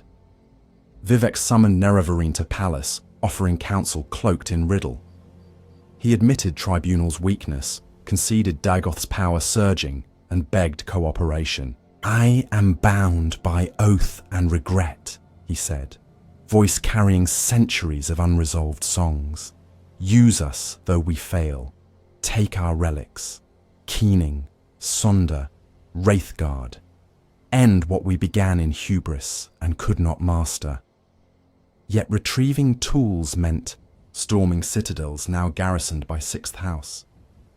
So Nerevarine crossed Foyadas haunted by ash ghouls, first to Kogarun, shattered fortress of House Dagoth, where sleepers knelt before pulsating idols. The air tasted of hot pennies, chanting filled skulls' hollows. Within deepest hall, corporous beasts festered in cystic pits. Nerevarine fought, through, retrieving Shadow Shield and ancestral tokens needed to persuade Redoran and other great houses that prophecy served realm, not tribal feud. Each council swore support reluctantly, awarding titles: Hortator of houses, Nerevarine of tribes. Imperial despotics quietly aided. Phocaius Kozades departed on recall, leaving Blade Cell commanded by Spymaster, who believed ending Dagoth served Emperor's aims as well. To claim Sunda and Keening, Nerevarine ventured into Dwemer strongholds. Dagoth had corrupted Veminal, Odrosel, and the mighty citadel of Dagoth-Ur itself. Wraithguard, final piece, lay with Vivek, who offered it in chamber lit by soft halos, yet warned that using it might consume bearer. Donning Gauntlet, Nerevarine felt surge, chorus of tonal memories spanning gods and gears. Thereafter, each step into Red Mountain echoed with metallic clang as if world resonated with Chosen's heartbeat.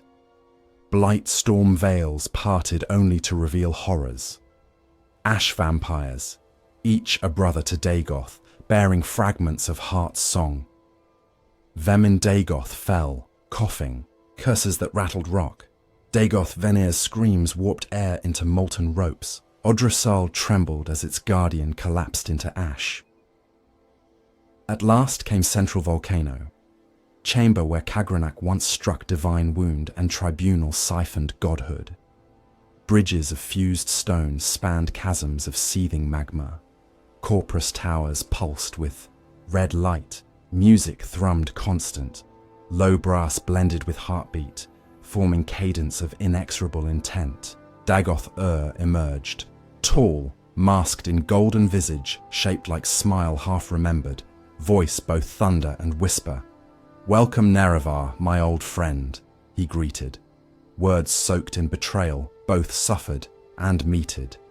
He offered alliance, together, free Morrowind from Empire, cast down fading tribunal. Yet his skin cracked, glowing with heart's raw fire, madness laced reason.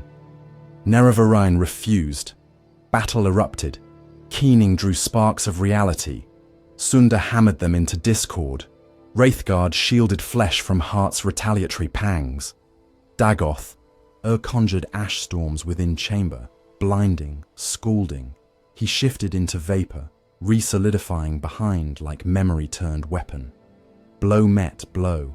Prophecy collided with obsession. At critical instant, Nerevarine circumvented adversary, darting across narrow gantry to heart's exposed core, lodged within metallic carapace of Kagranak's design. Sunda cracked fracture. Keening drove wedge. Heart shivered, releasing scream that trembled through magma sea. A pulse of white gold energy erupted, searing away illusions. Dagoth tether cut, staggered, golden mask melting, body unraveling into dust that spiraled upward, caught by gust that extinguished like lamp flame. With heart freed from mortal, grasp, its immortal blood bled into air, dissipated like morning mist. The mountain roared, but quietly, as if exhaling after long fever. Ghost fence spires dimmed, no longer needed. Ash storms abated to gentle drift. Nerevarine, wounded yet alive, staggered from ruin, guided by fading echo of Kagranak tools, now inert metal. Outside, buoyant armigers watched sky shift from sickly crimson to pale gold. A hush spread across Vardenfell, as if every creature sensed subtle weight lifted.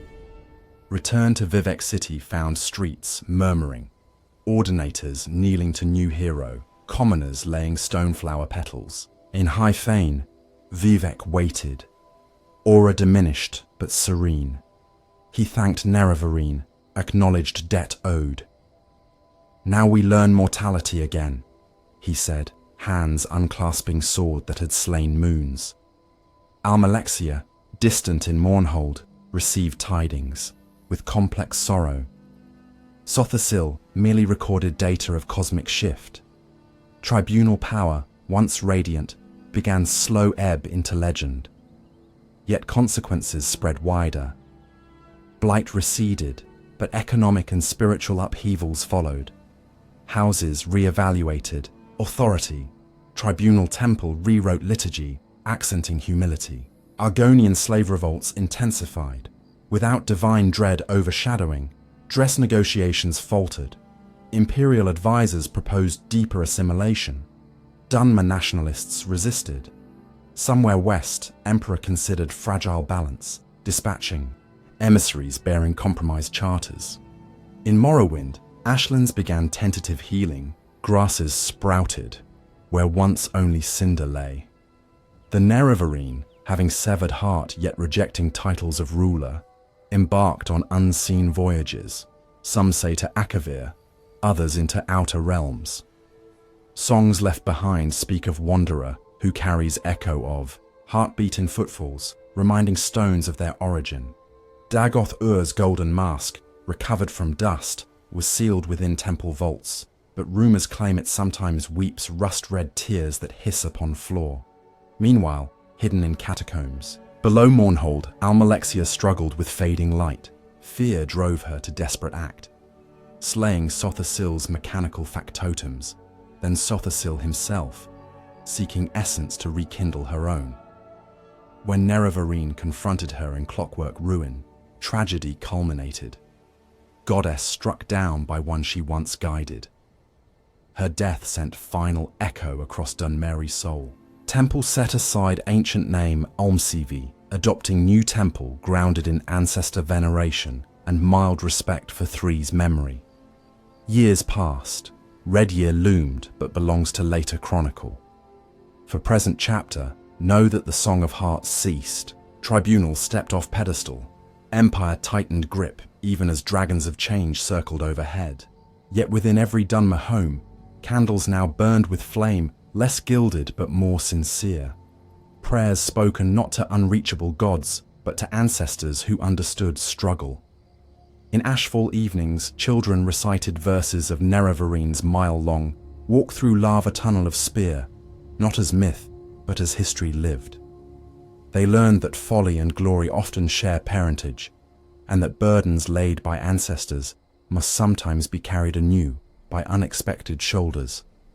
And in deep night, when Massa hung low and Secunda wavered like silver ember, some still felt faint vibration beneath beds of cooled basalt. It was not malevolent, merely the planet's own dreaming, free at last to pulse without shackle, reminding all who listened that heartbeats keep stories alive, even after hearts themselves pass into wind. When the echoes of Kagranax shattered, melody had faded, and the Nerevarines' footfalls dissolved into distant rumour.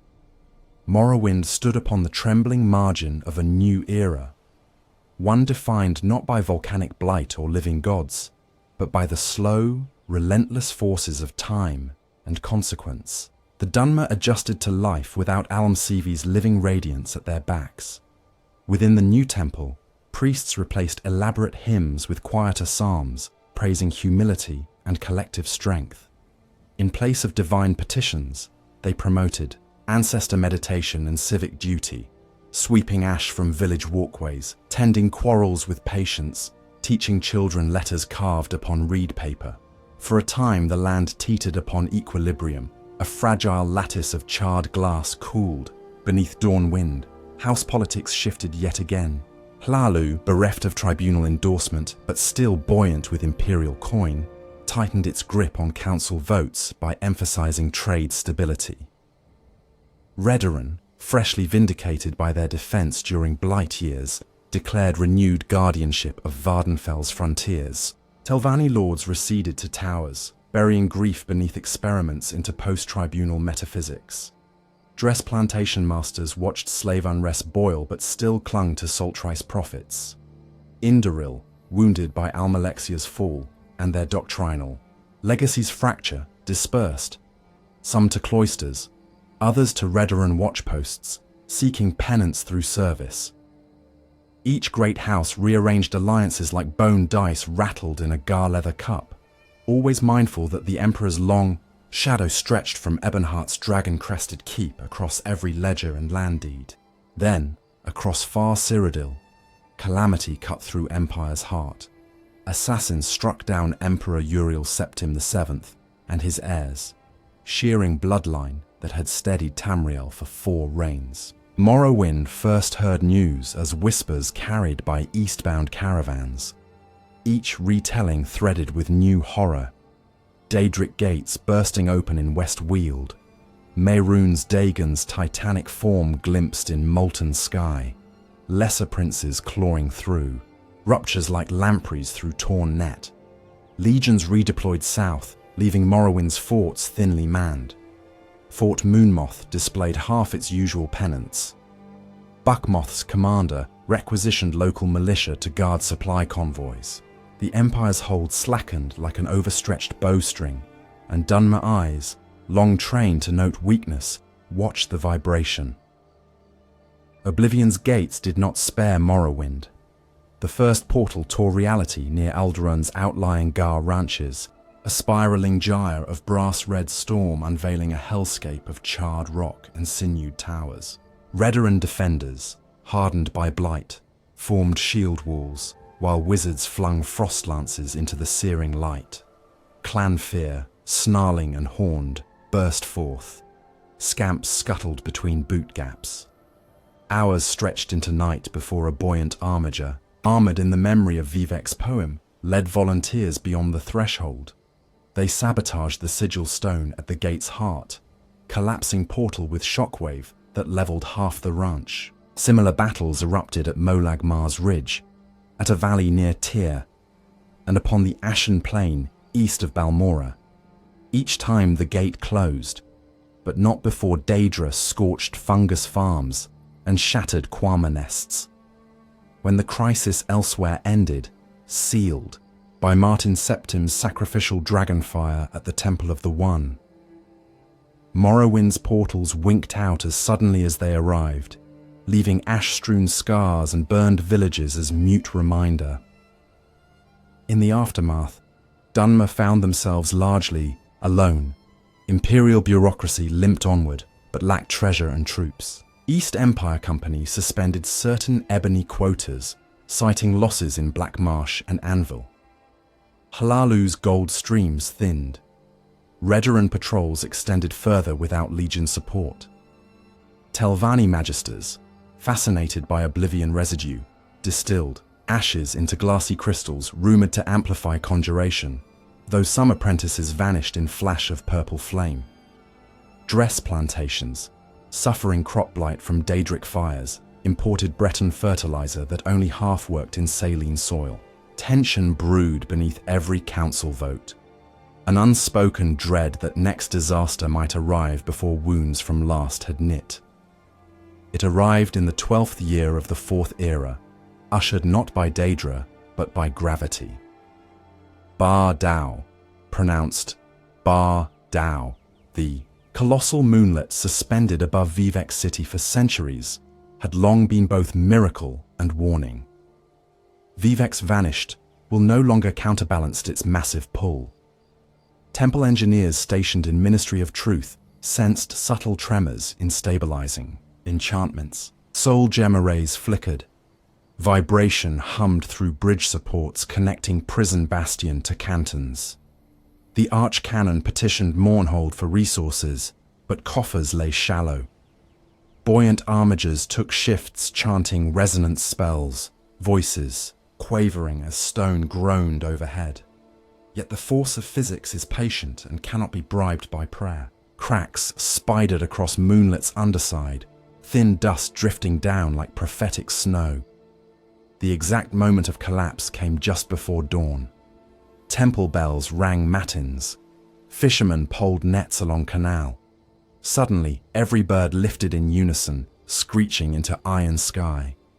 A sound deeper than thunder rolled. Bardao shuddered, then descended, slow as remorse, gathering speed. Some clutched amulets, others fled. The ministry's anchor chains tore free. Flame erupted as enchantments overloaded. In final instance, a wisp of golden energy flickered. Some, say remnant of Vivec's power, flared to redirect trajectory just enough. The moonlet smashed beside city rather than directly atop, sending tidal wall of rock and steam that shattered cantons. Water surged, burying plazas. Canton roofs collapsed, corpses and furniture swirling in whirlpool of debris. The ministry's ruin became fused monument jutting amid new crater lake. Those perched on distant hills saw sunrise through plume of dust that rose miles high, sun disk warped by particulate sorrow. This cataclysm, the Red Year, so named because dawn skies glowed blood red for weeks, triggered secondary doom. Red Mountain, its balance disturbed by titanic shockwave, erupted with fury surpassing any in recorded memory. Magma vents along Foyadas burst. Ash clouds roared into stratosphere. Settlements across Vardenfell vanished beneath pyroclastic surge. Aldrune, already weakened by Oblivion attack, disappeared in tsunami of cinder thick enough to hide Emperor Crabshell forever. Ghostgate's wards, long dormant, melted. Skies darkened at high noon. Pilgrims lit lanterns to find livestock. Ash built upon roofs until they collapsed under weight. Many fled coastal routes toward Blacklight or skiffs bound for Solstheim. Others dug shelters, breathing through damp cloth as cinder infiltrated lungs.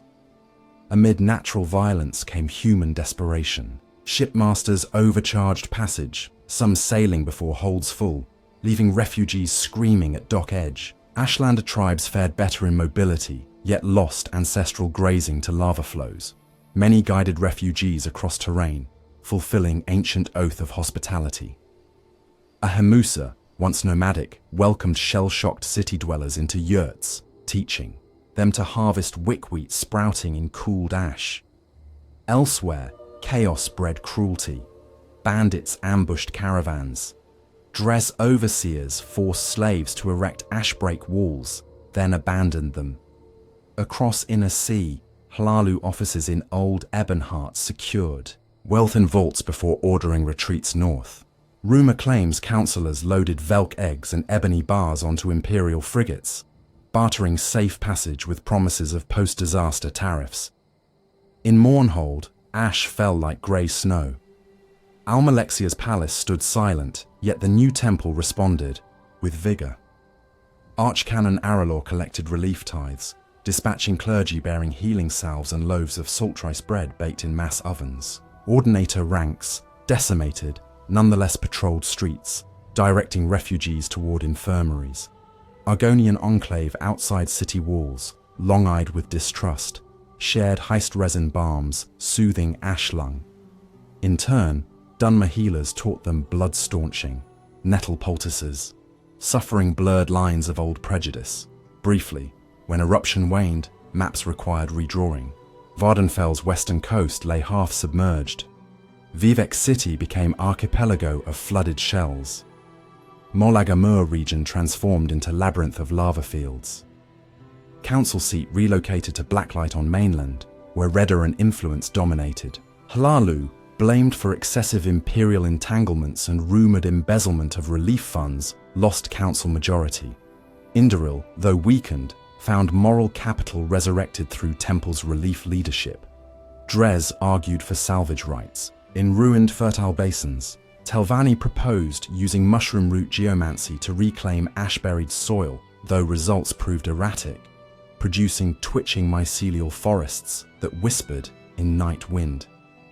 Outside borders, other races watched with mixture of pity, opportunity, and ancient grievance.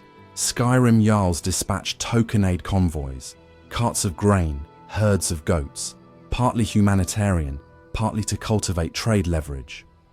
East Empire Company sent engineers to assess ebony viability, offering reconstruction loans that interest few could meet. Argonians of Black Marsh nurtured older wounds. Centuries of slavers from House Dres had carved scales and souls. Seeing Morrowind weakened, Black Marsh marshals rallied hiss-dreamed legions. They crossed porous border along Argon, Pass first raiding outposts, then sweeping deep into Deshan plains. Dress holdings burned, slave pens smashed, plantations emptied as captives joined liberators or fled into new uncertainty. Redarin and Indoril scrambled to mobilize, but found ranks scattered. Telvanni towers, insulated, simply raised ward shields and observed. The invasion, though swift, halted near Morrowind's southern plateau, when logistics faltered in ash-choked ravines. Argonians lacked supplies for sustained occupation. Dunmer counterstrikes regained lost towns, but wounds cut deep. Thousands dead, saltrice infrastructure ruined, centuries-old slave economy collapsed overnight, liberating Argonians, but leaving dress coffers hollow. Many freed Argonians pressed north, settling in cities still rebuilding from eruption. Some Dunmer, taught since childhood to fear slave revolt, greeted them with suspicion. Others, having fought side by side against Daedra, found prejudice tempered by shared hardship. Neighbourhoods like Balmora's south wall became patchwork of dialects, foods, and quiet attempts at coexistence. Marsh stew stands beside saltrice bakeries, Hist prayer circles adjacent to ancestor shrines. Political vacuum invited external governance. The Empire, staggering after Oblivion devastation and Mead coup in 4E17, could not enforce armistice terms. In the 23rd year of Fourth Era, High King of Skyrim issued proclamation annexing northern territories west of Velothi Range, citing need to protect merchants from Dunmer banditry. Redarin Council objected, but lacked forces to dispute. Skirmishes erupted near Snowline Ridge. Eventually, a provisional border drawn. Never ratified by all parties, yet bloodshed cooled. Dunmer diaspora into Skyrim towns accelerated. Windhelm's grey quarter grew dense, its stone alleys echoing with Paddy's songs and the click of chitin sandals, not always welcomed by Nords nursing their own war losses. Solstheim, once imperial mining colony, became refuge. East Empire Company, discouraged by diminished ebony yield and rising costs, withdrew licensing. In compensation, Emperor Titus Mede II granted the island to Morrowind as territorial gift, a gesture mixing goodwill with pragmatic distance. Councillor Brara Morvain of Hlalu lineage inherited stewardship of Ravenrock, guiding settlements shift from Imperial Fort to Dunmer House Enclave. Ash from Red Year drifted across Sea of Ghosts, blanketing Solstheim's southern coast, making Dunmer feel grim kinship with blasted homeland. They imported Emperor Crabshell fragments, shaping them into curved rooftops. They raised Temple of Reclamations, dedicated to Bothia, Mephala, Azura, now reclaimed as primary patrons. Sermons emphasized resilience, vengeance, tempered by wisdom, and forging future with bare hands when gods withdraw. Back on mainland, new temples settled into role of moral anchor, devoid of divine lightning. Hands of Almalexia, once clothed in golden plate, now wore plain linen, traveling villages preaching 6 virtues: compassion, discipline, enlightened action, memory, forgiveness, and dignity. Ancestor worship resumed centrality. Tomb caretakers chronicled each soul's deeds upon clay tiles sealed in crypt alcoves, ensuring memory persisted though cantons crumbled. Ordinators, stripped of supernatural aura, became mortal peacekeepers. Their masks dulled from decades of ash, but still commanded respect among citizens grateful for semblance of order. Telvanni, free from tribunal oversight, indulged curiosity unchecked by fear of divine reproach. Master Veloth, having relocated to Mushroom Tower on Solstheim's coast, pioneered ash-spawn research, stone corpses animated by lingering magical flux. Some Telvanni bred hybrid fungi capable of detoxifying poisoned soil. Others crafted mine snares trapping nightmares, spawned by Dagoth-Ur's lingering influence. Without central regulation, wizard feuds reignited. Spells scarred moorlands with crystalline spires. Hired mercenaries raided competitor towers. Council sessions devolved into illusions and sub-clauses until Redoran negotiators intervened, brokering pacts, trading Telvanni research to bolster Redoran militias in exchange for non-interference. The younger generation of Dunmer, born after Red Year, grew up amid this mosaic of pain and perseverance. They learned to read by lantern glow, filtered through ash-screened skylights, wrote essays comparing Nord Mead ballads to Vivek's lost sermons, sparred with wooden spears, then shook hands with Argonian classmates. They dreamed not of living gods, but of stable harvests, fair trade, and songs that blended flute of old Velothi tune with imperial lute. Some enlisted in Redoran ranks, earning ebony pauldrons for defending caravans against cliffstriders. Others apprenticed to Telvanni, alchemists, or joined twin lamps to ferry remaining dress slaves across border. In taverns they debated whether reclamations would one day return in flesh, or if Pantheon must forever remain distant. Through decades, Red Mountain cooled. Lava channels crusted, glass flows weathered into dunes. Yet, heart heat never fully left. Scholars of newly founded Vorin Academy ringed Caldera with seismographs, sensing thumps like half-forgotten pulse. They argued whether absence of heart had killed Mountain's spirit or simply lulled it. Some nights faint auroras shimmered above crater, pale reminiscence of Kagranak's lost song. Pilgrims ascended, scattering stoneflower petals upon rim, praying not for miracles, but closure. Among diaspora, memory stayed sharp. In Windhelm's grey quarter, grandmothers recited tales of Vivek's floating moon, of silt strider rides at dawn, of smell of marshmallow stew thickening in chitin pots.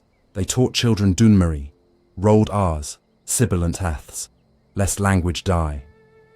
They celebrated New Life Festival by lighting paper lanterns shaped like bar dao, releasing them to drift over icy river, symbol of both loss and hope. Some Nords scoffed, others watched quietly, acknowledging that grief speaks many tongues. Imperial historians compiling annals dubbed this period the Reclamation Age, time when Dunmer reclaimed identity separate from both Dwemer relic and imperial entitlement. Yet Dunmer themselves seldom used that label. They called it Kagesh Realms, season of enduring ember. It evoked hearth coal glowing long after firestorm, capable of reigniting life given breath. In earliest years of Fifth Era, should such reckoning ever be formalized, Dunmer culture persisted. Artisans sculpted glass from red mountain shards into wind chimes that sang when ash storms stirred. Fungal engineers cultivated skyscraper-tall mushrooms offering shade to rebuilt villages. Poets assembled new cantos honoring Nerevarine, not as savior god, but companion wanderer, reminding them to carve destiny. Historians taught schoolchildren timeline drawn as braided rope. Strands representing Veloth's exodus, tribunal ascension, armistice, blight, red year, each twist reinforcing next, showing how strength arises from intertwining hardship. By lantern, light inside Raven Rock's Temple of Reclamations, an elderly priest transcribed final reflection onto vellum for archives, his quill scratching steady despite tremor. We have buried our gods, our sons, our cities beneath ash, yet still we rise.